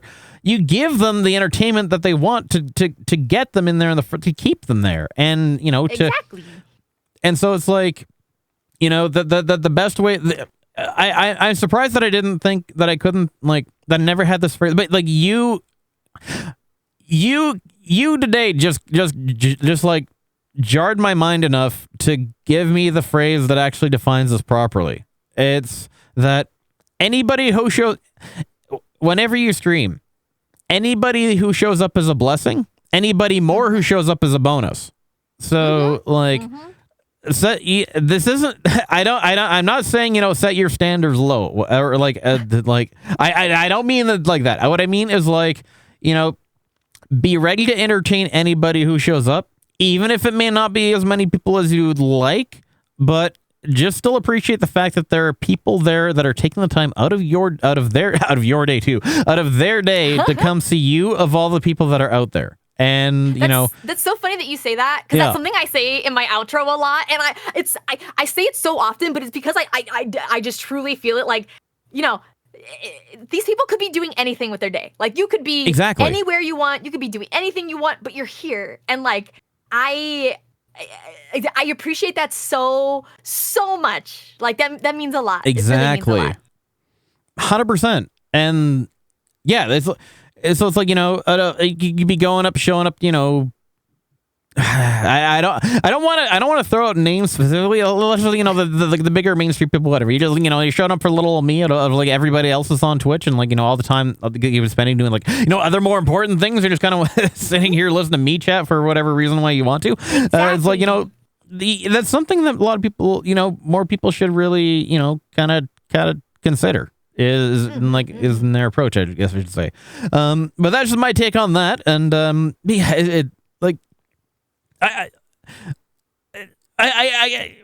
of have just very similar, just I'm seeing just a lot of connections that we have in terms of in terms of just similar approaches to things. And I feel like that's why we kind of hit it off so well when we first met. 100%. I feel like we have a lot of very similar ways we go about things, which is a part of why you're so cool, because I feel this is gonna sound silly, but when I met you, I feel sometimes there's people that you meet and you're just immediately yes, we're friends. Yes, 100%. That's kind of how I felt with you, even though I'm busy and I'm not great at responding to messages, but that makes two of us. I consider you. You're in good company there. A good friend, yeah.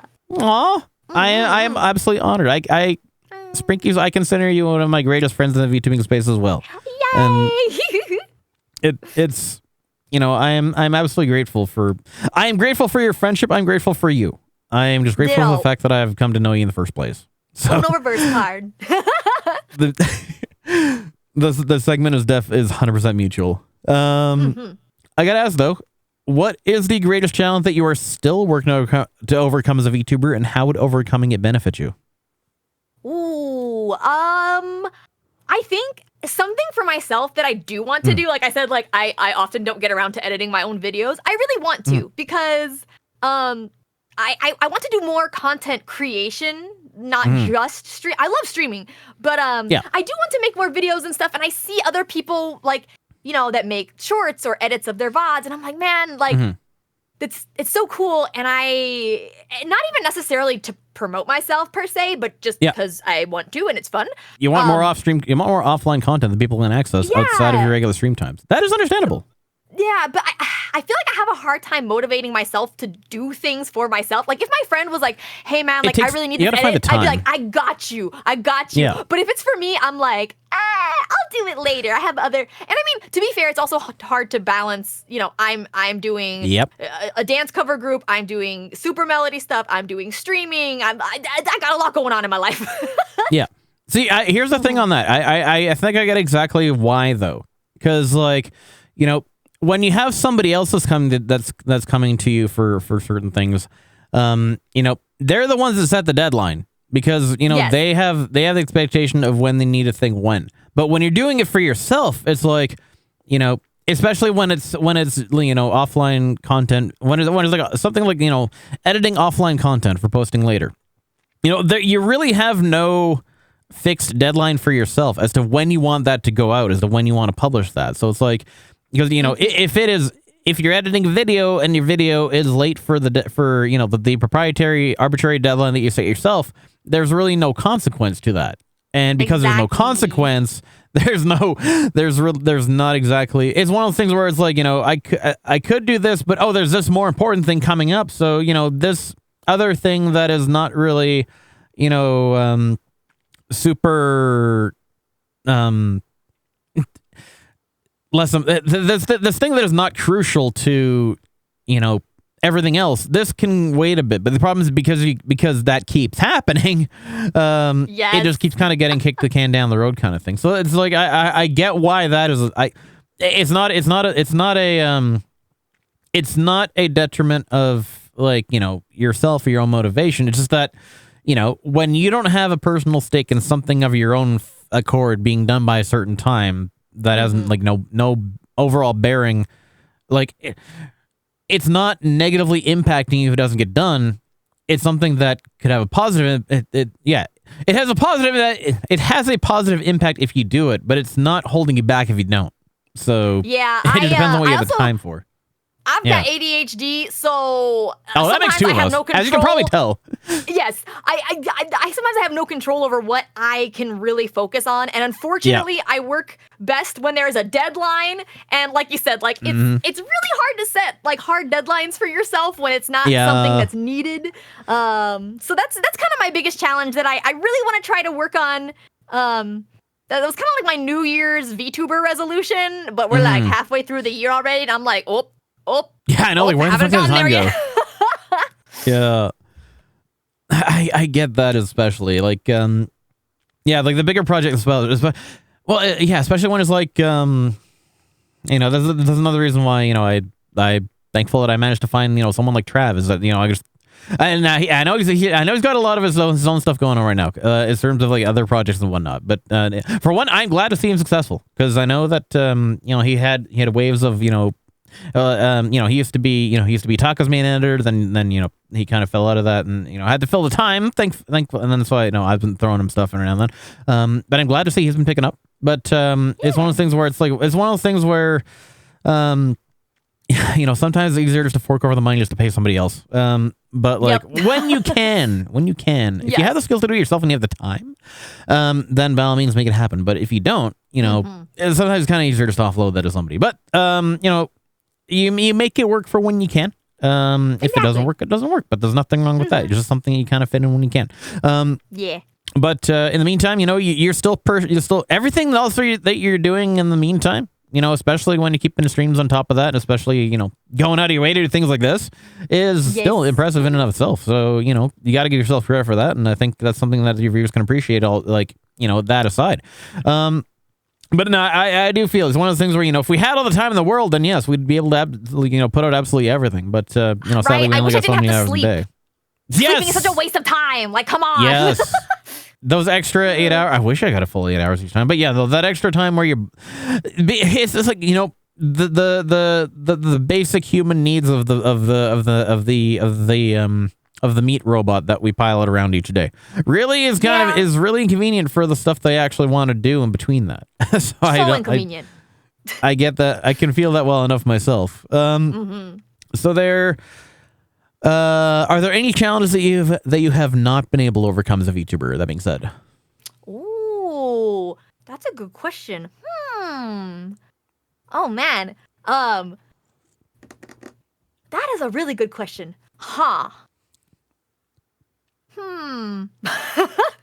Like something that, yeah. I don't know how to answer this one. I think, that is a good question.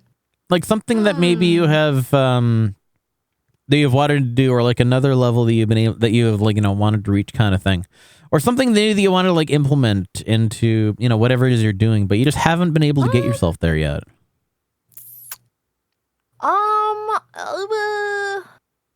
That's a good question. Oh man, Yanko coming out here with the hard-hitting questions that I don't have answers for. Okay, this might not be a great answer, but like something Any answer is an answer. Something I still really want to do is some kind of like mocap animation, like for dances and stuff. I don't have any. I've got some technology that I want to experiment with.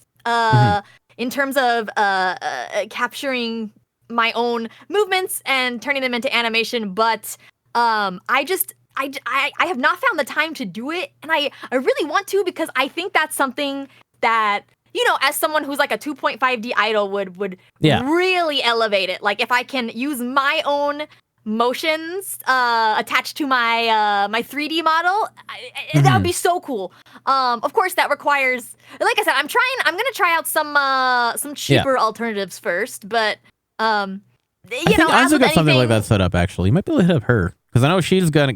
I think she got a setup going like on a budget. Sodanzu, the who was just in here earlier. Yeah. Because I think she does. I think she did Beat Saber. Yeah, she did Beat Saber, I think, before in the past. So she's got a mocap setup of some sort. Yeah, Anzu. We're talking. Yeah.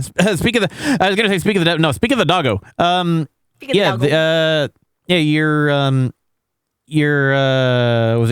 mocaps, your 3D VR mocap setup. Sprinky is interested in some of that. Hell yeah! So she can help you if you like. Perfect. Oh my gosh. If you don't mind, like, can I DM you sometime? I'm like, you're both on my server as well. I wanted to do.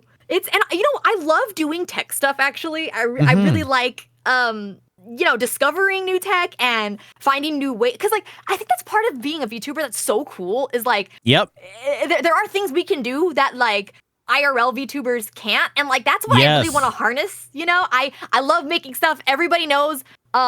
I am always at the limit of redeems. Twitch, please. Twitch, I am begging you. Can I just have like 10 more? More slots. More slots. Yeah. Slots, everybody. I appreciate that, Soda. Thank you. I will definitely hit you up Hell sometime. Yeah. Thank you. Making things happen, chat. You're here first. See, even just that, you know, that aside, like, you know, little things like that, where it's like I can, for that bet. I'm not trying to take any credit for any of this, but there's just the fact that you know that we happen to both have Sprinkies and Anzo here, with many people with different talents, and we got people certain people crossing paths at certain times, and oh my gosh, helping people make things happen. The VTuber community is so talented. Yes. Like, oh my god. Anzu Beef definitely one of those people as well. She's also one of those self-made VTubers who, did her own art and her own rigging on top of that. And yeah, that's, oh man, whenever people do that, I am just like, that's that's wild. Like so many props. I feel Absolutely. like that's so hard, especially like as an artist. Sometimes it's hard to not see the flaws in your work that other people might not even notice, but you're like, oh man, like that thing didn't come out exactly how it was in my mind. So like I And the audience is like, holy shit, 2 respect. cakes. exactly. Yeah. 2 cakes. Nah, I totally get you. But hey, glad we were able to help you get a start on, overcoming that challenge. Much love to Sodanzu. Let me toss you another one of these. Let me toss you another one of these while you're here. Yeah, get that shout out. Exactly. It says I'm a 3D animator trace for rigging wasn't much of a transition. It's very some of nice. Well, there you go. I have Even more a- expertise at your disposal. I've dabbled in 3D animation. I'm not great by any means, but I have at least a background of understanding those kinds of software. Yeah. It's hard. Yeah, it's hard. Yeah. So many, anything with like super amount of variables. That's why I never really got into music production. There's so many variables that you have to really know how to do in order to actually output something that you can actually be satisfied with. And the process of getting there it's difficult, and I can commend anyone who is able to stick with it long enough to actually get something, viable and satisfactory in their output. So kudos to anybody who is able to produce things like that. Definitely. Yeah. But thank you again, Anzu, for stepping in and helping our lovely bun out. Great to see you as always. Great to have you, and it's grateful for you and for everything that y'all are doing. So glad to see a challenge being overcome here for right before our very eyes. So Yes. absolute honor. Live on Twitch. Exactly. I was gonna say, do you feel that these challenges have held you back, or that you've been able to flourish in spite of them? And either way, how? I don't think it's held me back because it's not something that's like 100% necessary. Yeah, It's more just it wasn't like, critical to your operation, kind of thing. Yeah. But I like to push the limits, Yeah. both of myself, my own knowledge, and Yes. I've always been a fan of pushing limits of technology. Like, oh my god, how far Absolutely. can I take this? And I know that mocapping your own animations isn't like the craziest thing, but it's hard to do like on a budget and by yourself. Oh, God, like, yeah. I'm so grateful that we have so much technology these days, but Yes. it is still, it's a lot to set up and do, and it's something I'm really interested in though. So I am, It's very simple. It's easy enough to do it. It's still difficult to do it well. If that makes sense. Because yes. with the level of VTubing is at right now, we are VTubing at the VTubing as it is, VTubing at this point is so much more accessible than it was just a few years before. Oh yeah, for sure. So getting into it, getting a basic setup, running an operational is really all you really need at this point. You just to get the core functions. You don't even need an iPhone. You just need a webcam. Nope. And to at least get the model running, you just need a webcam. To get the stream running, you basically at least need a webcam and a microphone. Yep. Or at least some way of TTS, what have you, some way of communicating with your audience. But if you want to take it to the next level and get it to professional level of quality, that's what you're gonna have to start shelling out for. The iPhone tracking, Yeah. I was gonna say the model, but the quality of the model in a way is actually subjective. It's more the presentation in general. Yes, and you know what? There's so many, yeah. what do you call it? Customizable models you can get now Yes. for pretty Cinema model. cheap. If you consider, especially there's so much work that goes into a Oh, God, model yeah. you can customize, and It's one thing to just rig one bespoke model, but to put in all those other options and rig them and make them function, that in and of itself, Yes. the fact that you're getting for the list price of what they're putting out, sure, I know there's hopefully so many people they'll make up the extra cost in the amount of people that are buying it, but the fact that you can get exactly. all of that functionality for such a reasonable price is an opportunity that we did not have just a few years back. It's Yeah. it may not be like a bespoke model like you and I have, but you're still able to get a certain level of quality for such a reasonably affordable opportunity. there's some really, really talented artists who have some really nice ones out there too. It's really cool to see, you know? Like I'm glad it's more accessible than it used to be, you know? Absolutely, because one of the things about that as well is, you know, it's the fact that you're able to get people into the space that, you know, especially, you know, like people that are super innovative, but they may not have the right medium to express it. For example, like one person, I always think of whenever I think of that, I always think of someone like Shindigs. If you know who Shindigs is, I love Shindigs, dude. Yeah. He's I follow him and watch his videos regularly for inspiration on. Because, you know, he does some wacky stuff, but sometimes I'm like, wait, there's a concept behind this. I can work with this. Yeah.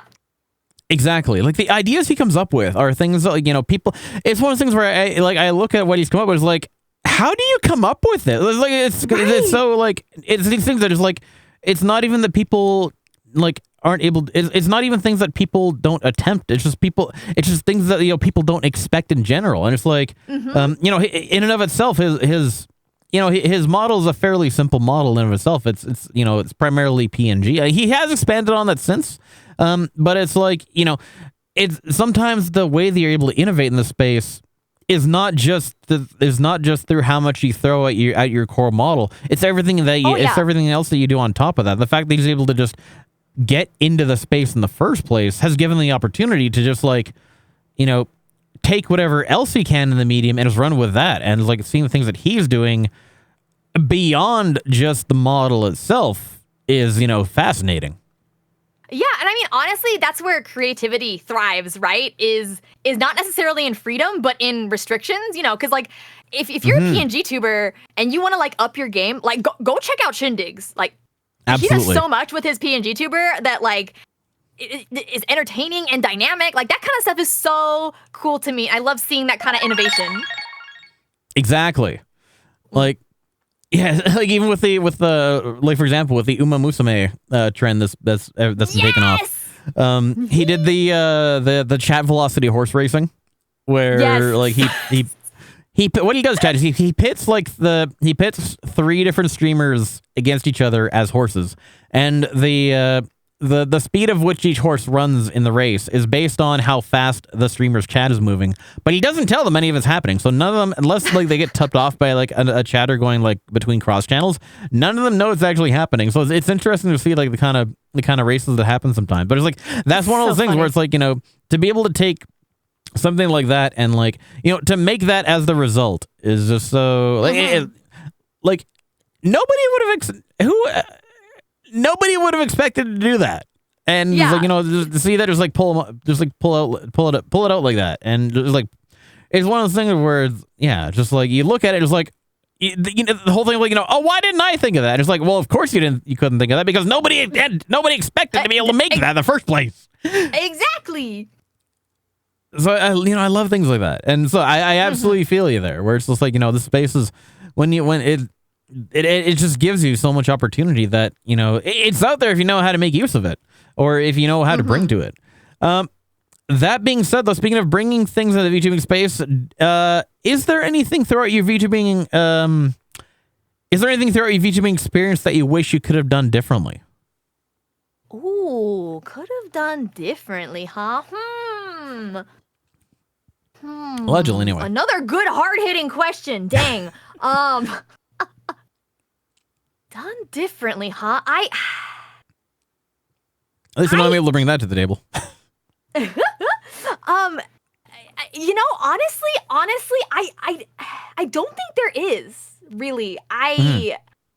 I've been very fortunate that I've had such good experiences in the VTubing community. I feel very lucky that I have the setup that I do. And you know, obviously I have a bit of a leg up since, you know, I've had years and years and years of like production experience that, like, you know, I can kind of bring to stream with me. And I know everybody doesn't have that.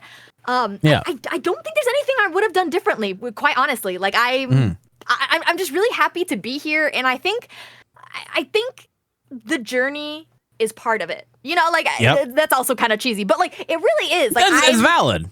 I don't have a 100% valid. destination. You know what I mean? Like I'm just Yeah. here for a good time. I'm here to hopefully give other people a good time.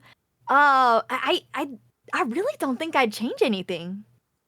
I get you. And again, that is a completely valid answer. And here's why. Is because the knowledge and wisdom that we have at this point, like, we may, everyone's, for when people say like, oh, you're so good at XYZ, whatever the hell, the knowledge and wisdom that we have up to this point is the result of the experiences that we've had throughout our time, throughout our growth. And like, the biggest thing you said, earlier on is that,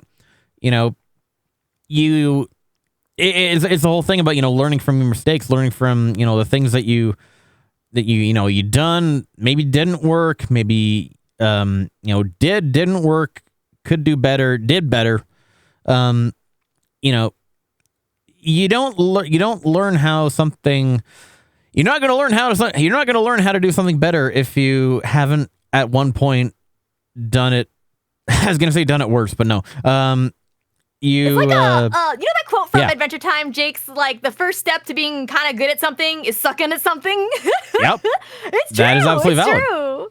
Yeah. Exactly. And so it's like, for all the things that we could have, for all the things that we think we could, for all the things that we think that we could have done differently, if we had done something differently, then who's to say that we would still, be who we are now? Because hindsight is always 20/20, and so so it's like it's not necessarily so it's like I guess the best way to put it is like knowledge is the result of learning how to do something. What is it? Knowledge is the result of getting better at doing something over time. Wisdom is the result of doing something Wisdom is the result of having done something wrong multiple times. So true. I sorted it out. Speaking of which, I tried. I explained. I tripped over myself explaining it wrong so many times that I eventually came to the point of explaining it properly. It comes back around, Exactly. So that being said, then I know we touched on this a bit with your your next model debut coming up next month eventually. But in case you have anything that you're thinking of beyond that as well, what will your next steps be as a VTuber, and where do you wish to take your VTubing journey from here? Oh, let's see. I think the next big things I see in my future are honestly more idle stuff. And as part of that, I unfortunately, as we just said, you do have to practice at something to get good at something, and you have to, start somewhere. I think to that end, I might try doing more karaoke streams to get a little more comfortable. Hell yeah. And a little more experience singing in front of people. Because it still makes me nervous, and I'm like, man, you're telling me I gotta sing to get better at singing? That's crazy. No way. Right? Oh, dang it! Like I didn't expect this. But I think that's something I really want to improve in the future, and instead of being like, like I'm not good enough to do that yet, like I'm just gonna do it. I'm just gonna do it, and you know what? Because how else am I gonna get better? If you're not good enough to do something, then you're never gonna be good enough at doing something the first time. So just keep working at it until you are. Exactly. So I think I want to kind of improve my skills there, especially since kind of taking our idol stuff more seriously, so to say. But like I'm really motivated. You want to bring it to fruition, so to speak. Improve. Yes. And I want to, that's a part of the magic of being an idol, I think. And like, as someone who follows idols, is seeing them improve. You know, like it's crazy looking like some of the people that I look up to, like, you know, looking at their videos from like 3 years ago, and it's like, oh my god, like I thought they were so good then, and now look at them, like they're even better. Like that's crazy. Exactly. So I just have to trust that other people want to come with me on that journey too, and hell yeah, and just go for it, you know. Well, you know, I'll be right there behind you with that, homie. Yay! I appreciate it. Pleasure that I can be. You ever need it, and you ever need anything else, anything I can do for you, just feel free. You're always looking to hit me up whenever you need to, and I'll try and respond when I can. But either way, I'll do something. I'll figure out something. But speaking of idol though, as well, is it you? I know you. Is your idol outfit in this model, or is it in a different one? It is. So I was gonna speak of. I love that you actually have the full transformation sequence with there. Yes, that is, of course. that is freaking adorable. Yes, I this love is my that. idol outfit. Very cute. 10 out of 10. Hell, you gotta go 10 out of 10. Yeah, Exactly. it is very fitting for you. Do you think you'll be rocking that? Do you think you'll be rocking that? Is it currently like a redeem thing, or do you just kind of like bust it out on a every now and then basis kind of thing? It's a redeem. So people can can always change my outfits. Can change my hair also. Yeah, we have a good time. Like I said, I have a lot of Absolutely. redeems. I have them maxed out. Twitch, please, I'm begging you. That is fair. And to see, you know, that's kind of part of things. You know, that's where you found that is where you found one of the opportunities for creativity is, you know, the different redeems and the different engagements that that, you know, people can have in your stream setup. And Yes, you so know, fun. exactly. And yeah, everybody has. That's the thing, you know. Everybody finds an element of creativity in their own way, and you found that through. I don't want to say you found all. Like I'm not trying to like single track this. It's part of the experience that you are able to bring to the table is the creativity that you have in your stream redeem. So it's like no, that's I think awesome. It's like a big place where VTubers can flex. You know. Yes. Like. You can throw things at my face. I don't Exactly, recommend that makes two if of you're an us. IRL streamer. Yeah. No, you can't. It's a little bit different. It's a little bit different throwing a whole ass car at an actual person on stream. Yes, And please just throwing don't something do at- that in real life. No, don't. Both for safety and legality reasons. Yes. Yes. But I am curious. Like, does that mean that you're gonna be? Do you think you'll be busting out your idol outfit more often than like on your karaoke streams, the kind of thing? I mean, this idol outfit comes out pretty often. I will say my new model that's coming out has a secret third outfit, Ooh. which is really Looking cute. forward to I that. hope people like it. I also, I mean, knowing you, I think it's gonna be kind of a given. I hope so. But Michi and I also have some IRL outfits that hopefully maybe guys adding outfits to your VTuber is not cheap. Yeah, I know that well enough. Let's just say there's also something in pipeline on my side too. Exactly right. It's expensive, you guys. Like I can't simply just change clothes. But we got Exactly. some IRL outfits that will debut soon, TM, and maybe hopefully coming to a stream one day. Hell yeah. So look out for that. Speaking of car. Okay, that was the fact that showed up. Yigsaw, good to see you as well, but the fact that we just talked about that. And that was there is no Jack cannot pick the models that are thrown either. So that was just pure coincidence out of like an option of like 50 things. That happened with actually Banshee Boo as well when I had him on, because his design is based on the it's based on the King Boo from Luigi's Mansion, and we had a raid happen late in the stream, and the most prominent model that got thrown at me was the giant Boo model. He was like he was just so taken aback by it. It was just like He summoned the pure boos. coincidence happened. He literally did, and that was just so perfect. But yeah, that aside though, how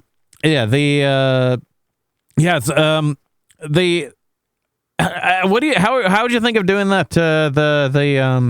I guess you would have to do that as like a webcam stream kind of thing with them, or would you do it like a split screen kind of thing, or would you have it as like a webcam on a stage with the model screens in the background kind of thing? What are you thinking of for the idle stream plans? I actually have we have done some live streams. They're VODs on our Super Melody channel. Gotcha. I will say the IRL camera footage is not great. We worked with what we were given by the venue. But what I did do was something very similar. We had a camera on us, and the screen, is kind of hard to see because it's in the background and we're dancing in front of it.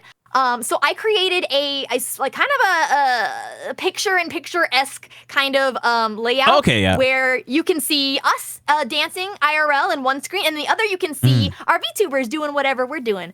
That way you can kind of see both at the same time. We have 2 of those. I will say too, obviously, our the Super Melody channel is all like immersion breaking. So if you don't want your immersion broken, don't go there. But yeah, we've done stuff like that before. It's oftentimes hard to set up live, to be honest. But we did it a couple times, and I think it's really fun. Like I said, the camera quality leaves a lot to be desired, but you worked with what you had. We gotta work. with Everyone's got to start somewhere. It's like we were saying before. At least start off with some don't think you gotta don't think you gotta have the best setup right off the bat, the best hardware, whatever the hell is going into it. Start off with what you have, and then work your way up from there. At least as long as you at least have enough to get yourself started. That's the most important step you can take, is just getting out there in the first place. Exactly. But yeah, speaking of merge break, I do just want to say that I can definitely confirm that Super Sprinkles is just as adorable IRL as she is here as well. At least from what I've seen the footage. You're too sweet. We haven't actually crossed paths. We haven't actually crossed paths in person yet, but I can at least say from what I've witnessed, it is definitely exactly. I will do my best, because I know AX has kind of been on my to-do list for a little bit, but we shall see. It is a possibility. Or if you're ever in my territory, hit me up, because we can always make something happen there too. Heck yeah! Hell yeah, brother! But yeah, that's for future Nyonko to worry about. For now, though, from Meow, I should say. Do you have any advice you'd like to give to somebody who is looking to get into VTubing or even streaming in general for the first time? Just do it. Just do it. We are not sponsored by Nike. I am not, but just do it. Yeah, as someone who spent a lot of time holding themselves back, just do it. And don't start big. Like, I started as a PNG tuber because here's the thing. Sometimes you want to do something and you find out that maybe it's not what you expected, or maybe it's not for you. Exactly. And honestly, I was pretty sure I was gonna like VTubing, but I wanted to actually try it because it is a lot of work. It's a lot of time. It's a big time commitment if you stick to a schedule, like I do. And when I started, I was a PNG tuber, with a super basic layout, and don't stress about the details. That stuff will come as you get better. Don't spend lots of money on a model before you see if it's actually something you want to do. Exactly. Because there's no harm in trying something that you think you're gonna like, and then be like, actually, this isn't really for me. But you don't want to have spent a bunch of money up front only to find that out. So the worst thing you can do is end up with a bunch of sunk costs that you now feel obligated to continue with, even if you don't enjoy it. Yes. I also think, I know a lot of VTubers, it's kind of in the culture to have a big grand debut. What I did was have a soft launch. I just started streaming as a PNG tuber, and what I did was I did my quote unquote debut.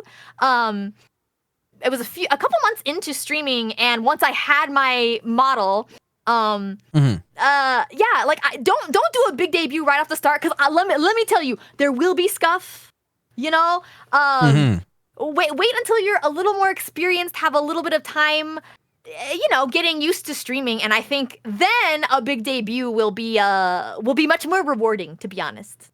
Definitely, because I gotta say, on that point as well, it's when you're first starting, when you have your your very first setup, when you just have everything to get. For one thing, you really, unless you already have a base of of people who know you, I don't want to say follower base, because that does, it's hard to have followers when you're putting out your first stream, but if you unless you're already known in the space, it's it's if you put all your effort into a debut with your very first setup as well on top of that, there's a chance, I'll just be straight up. There's a chance nobody's going to show up to it because, nobody knows you exist. And so it's the least. It also yeah. I don't know. I just feel like I was so stressed my very first stream that I'm glad I did not do like a debut or anything, and I just kind of turned on stream without I told a few of my friends obviously to have some people come support me, but I did not exactly speak about it on social media. Just take it slow, because it honestly made my debut so much more fun. I wasn't. I don't know. Well, I was a little stressed because it was my first time using a VTuber model, and I started the stream muted. It was a freaking disaster. But you know what? That's fine. Yeah. It's part of the life. Part of the learning experience. Exactly. Yeah. Because when if you don't have much experience going into it in the first place, it's a lot of effort in and of itself just to get the stream going, just to get everything running, and just give yourself the basic operations to get a stream functional. Yes. You don't want to be throwing the whole experience or the whole stress of a debut of a big major event on top of that when you're kind of just learning to get off the ground. Exactly. Also, if you're have a VTuber model, practice with them. I practiced with my first VTuber model some. I literally just had her on the screen while I was doing work on my computer, and I turned to her and because you do. I know it gets said a lot, but you really do have to learn how to puppet your model. Yes. To make it look not. Obviously, there's the rigging plays a big part in adjusting your settings, but the parameters especially. Yeah, but what you do with your VTuber is what brings it life. Yep. So make sure you practice, because for example, I pilot my chibi models very differently than I do this model. So every model has its own quirks, especially if you get it by different people. So yeah. Exactly. Let's go gambling! Just turn on the screen and look at yourself and be like, wow, I'm so cute. Speaking of scuff, I think a fishing broke. No. Let me. Oh no, is your face broken too? Oh no, that's just because my stream computer, because it's over to my immediate left, so it's a 90 degree. When I look over to fix something, it kind of breaks my tracking. No, that's fair. That's fair. Yeah, but it only have so much space. But what I was going to say to supplement that though, to supplement the thing about the puppeting the model, getting used to use the model as well. Let me just fix the. Just slightly. Oh, okay. Yeah. There you go. Try again. I'd refund you, but it only cost you 1 point, so don't worry about that. There's a 1 minute cooldown. Anyway, what I was going with that is one of the best things you can do with the rigging as well. Now it is definitely important to learn how your model works and to learn how to make it do the things you want to accordingly. But another thing that I think more people another thing that more people should also consider as well is that to avoid having to overthink how to make your model, because I know this is one thing, you can puppet your model to be super expressive based on how it tracks. You can do that. On the flip side, though, there are people who they don't even consider their models super stationary, super dead. It looks kind of lifeless. If you also kind of want to find a happy medium in terms of, knowing how your model works. If you're not a naturally expressive person, take the time to learn how to kind of emote more and just kind of be more, I don't want to say necessarily enthusiastic is the right word, but kind of be more engaging in terms of how you're interacting with, even if you can't see the person in front of you, especially when you can't see chat. Imagine that you're talking to some, you're telling a really dramatic story, so to speak. But that's kind of straying from the main point that I'm getting, which is that learn how to edit your model's parameters and learn how to adjust how your model reacts to things. Especially, try and dial it into the point where your model is going to be, where you're gonna. I don't want to say because you can have your model be a bit too expressive to the point where it becomes unrealistic. You don't want to get it to that point, but at least dial it in so that your model is is sufficiently expressive with your own natural movements. Because it's one of those things where the less you have to think about it, the more organic your movement is going to be. The more natural, the more engaging it's going to be in and of itself. So like while puppeting the model is important, and I completely, I'm not like, I'm not disagreeing with you. I'm completely, there is absolute value in puppeting your model, but you don't want to overthink it to the point where, you're thinking about the model's movements as you're trying to engage with the chat. Cause it's like, it's like the point where you start thinking about what you're saying as you're saying it, and then you kind of trip over yourself because you're kind of sidetracked. You want to make, you kind of want to, you want to make it as the less you have to think about something, the more organic going to be presenting it. Basically, is what I'm going to say. So there's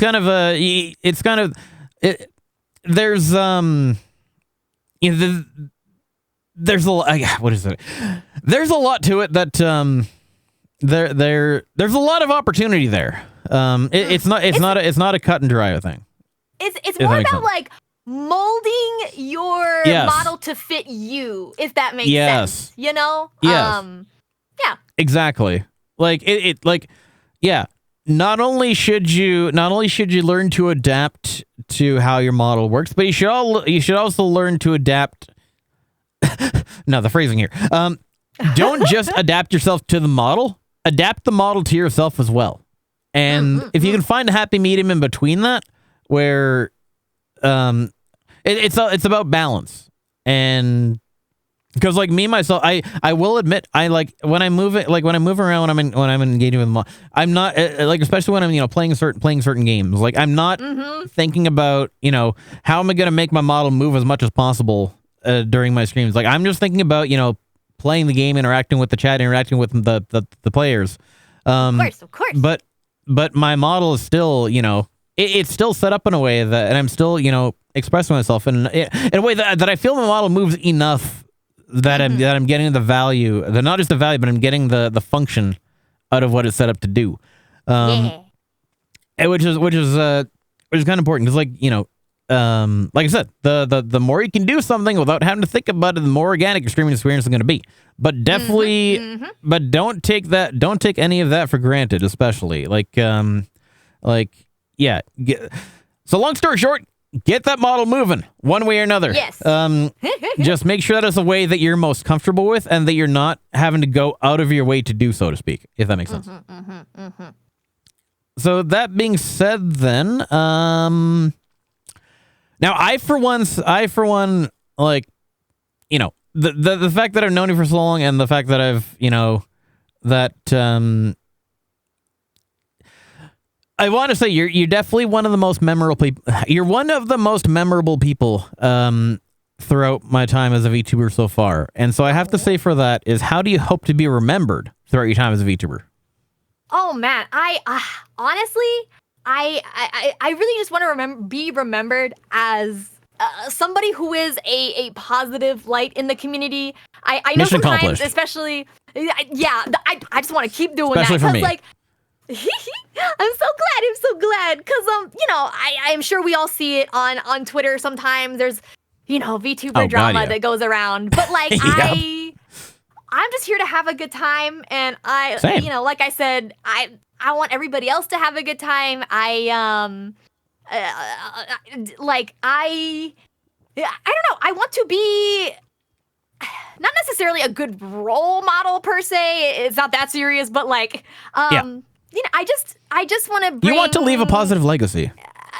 Yes. I want to be known as someone who is kind and, it does their best, I don't need to be known for being perfect or having a ton of viewers. Like, I just want to be known as someone who's kind and likes to have fun. Well, I can certainly say for one thing that is exactly how I know you as well, because you are absolutely, like I said, you are, I think one of the best ways, at least, that I can perceive you, not just through myself, but also in general, is that you are someone who, you are literally one of the, if not the first person who comes to mind when I think of a VTuber who can brighten somebody's day. So, I appreciate that. That means a Well, I lot. It really appreciate- does. It really does.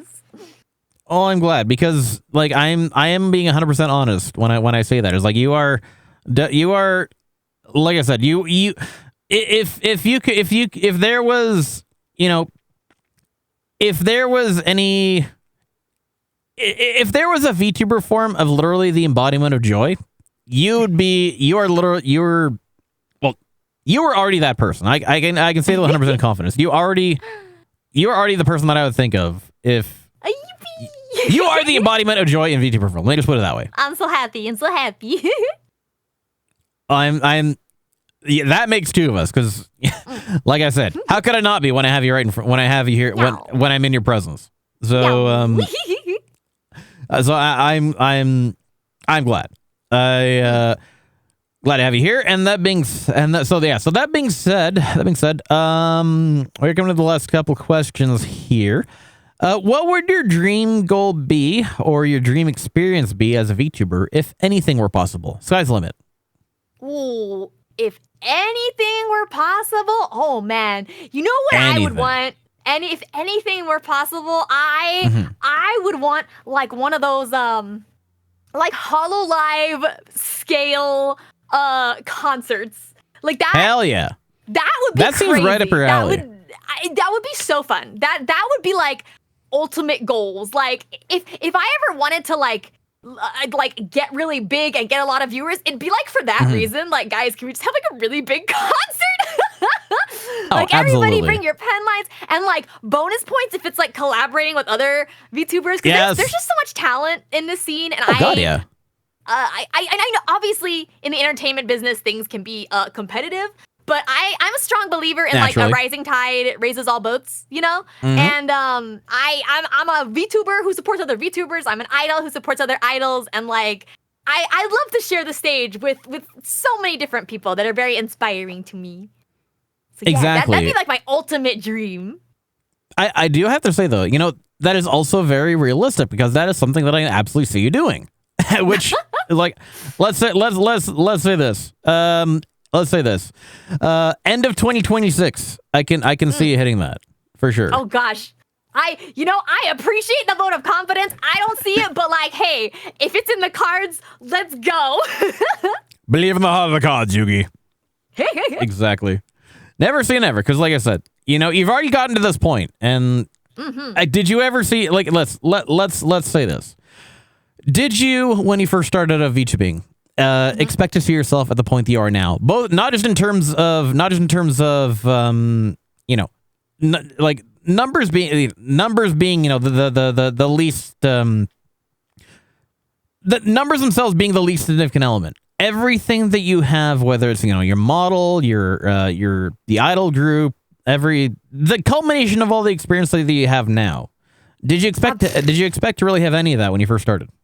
Honestly, no. Like, I didn't even know what to expect. Like, literally, I'm like, man, if like 5 people show up to stream, she could always win a lottery. Like, great. Yeah. I don't think I ever really thought that it would like, you know, get to a place where like Meech and I are doing 2.5D concerts. Like that's like mind blowing. I'm so grateful to be where I am. I love my community. I love my friends. I love my waifu Michi. Like I did not foresee any of this. And Rona says, I think it'd be for 50 years because of the Antique Cinema. I mean, that is true. It is definitely not cheap. But like, you've gotten this far. You've gotten this far in 2 years. Let's say maybe another 2 years. We'll probably hit it then. We'll never know. Like I said, you might win a lottery, but you know, never say never, right? So you know, if I win the lottery, I'm making my own concert. So you guys better show up. Hell yeah. Exactly. So, but no, it like I said, that. For you know, for the question of you know, being somebody's, you know, like sky's the limit dream goal, that is actually, you know, I don't want to say surprisingly realistic. It's it has more potential of actually happening than some of the answers that I heard from my question before. Let's just put it that way. That's fair. Yeah. Maybe one day. Maybe one day we will be playing this interview at the concert. How crazy It's like where would you that see be? that would be pretty amazing. Not gonna lie, Right? which I don't think is gonna be too far away. And I'll be right there in the front, with glow sticks in hand. I can guarantee you that. Yay! So that being said, coming in the last couple of questions as given that it is Friday, of course, thinking a bit more short term here. Yeah, happy Friday, happy Philanthropic Friday, especially.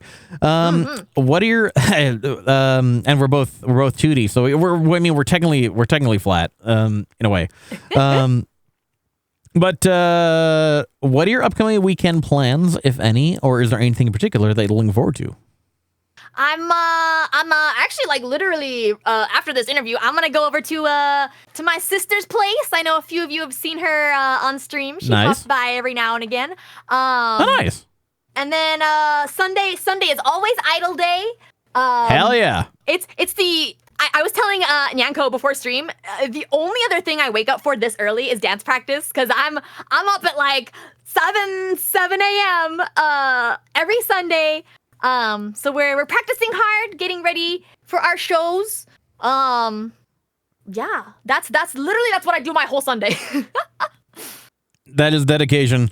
The getting up bright and I was gonna say getting up bright and early to practice brightening somebody getting up bright and early to practice brightening somebody's day. I guess is the best way to put it. Exactly. There we go. Exactly. Sprinkies, it was an absolute pleasure getting to learn more about you and getting to finally have you sitting down in front of me and giving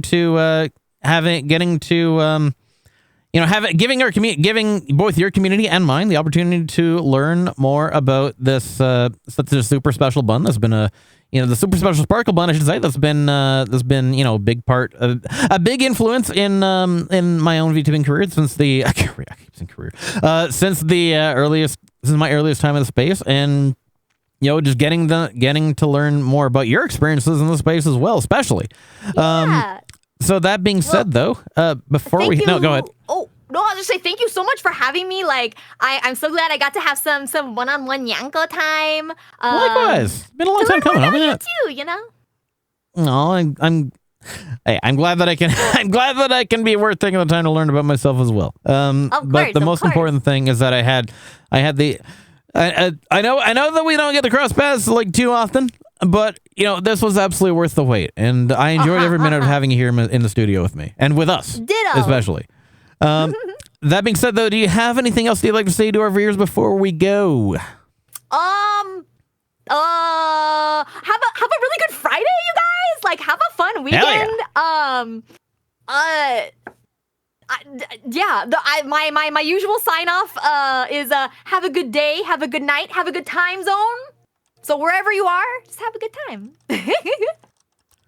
That I think that before I type super sprinklers, my apologies. That'll be the perfect summer stream opportunity. Just I don't know, sprinklers on the lawn. I don't know where I'm going with that. Yes. Exactly. But yeah, I honestly, I think have a good time is really kind of the best way that summarizes the Super Sprinkles experience, from what I can tell. So exactly. pleasure getting to have you on those ones. Pleasure getting to have you back and to have you. Thanks again for taking the time to wake up at the ungodly hour for joining me in your typical non-morning schedule. Heck yeah, worth it for you. No, it's definitely an honor, I gotta say. That being said, though, you're the guest of honor. Who would you like us to raid you today? Oh gosh. I did not know this was part of it. Hold on. Hold the phone. Let me let's see always full of surprises. Oh gosh. Not many of my people are streaming at the moment. Oh, okay. Here's someone who's very fun and very loud, very colorful. Looks like she's PNGing today, but she has a gorgeous model. It looks like, what is she doing today? I'm not really sure. Zuzu Pets? I think that's like an old school, like 90s game, it sounds like. That's her name. Okey-doke. That's her name. Alrighty. So my apologies. I totally missed your message you're before. I'm good, so you're sorry. good. Thanks for holding it in.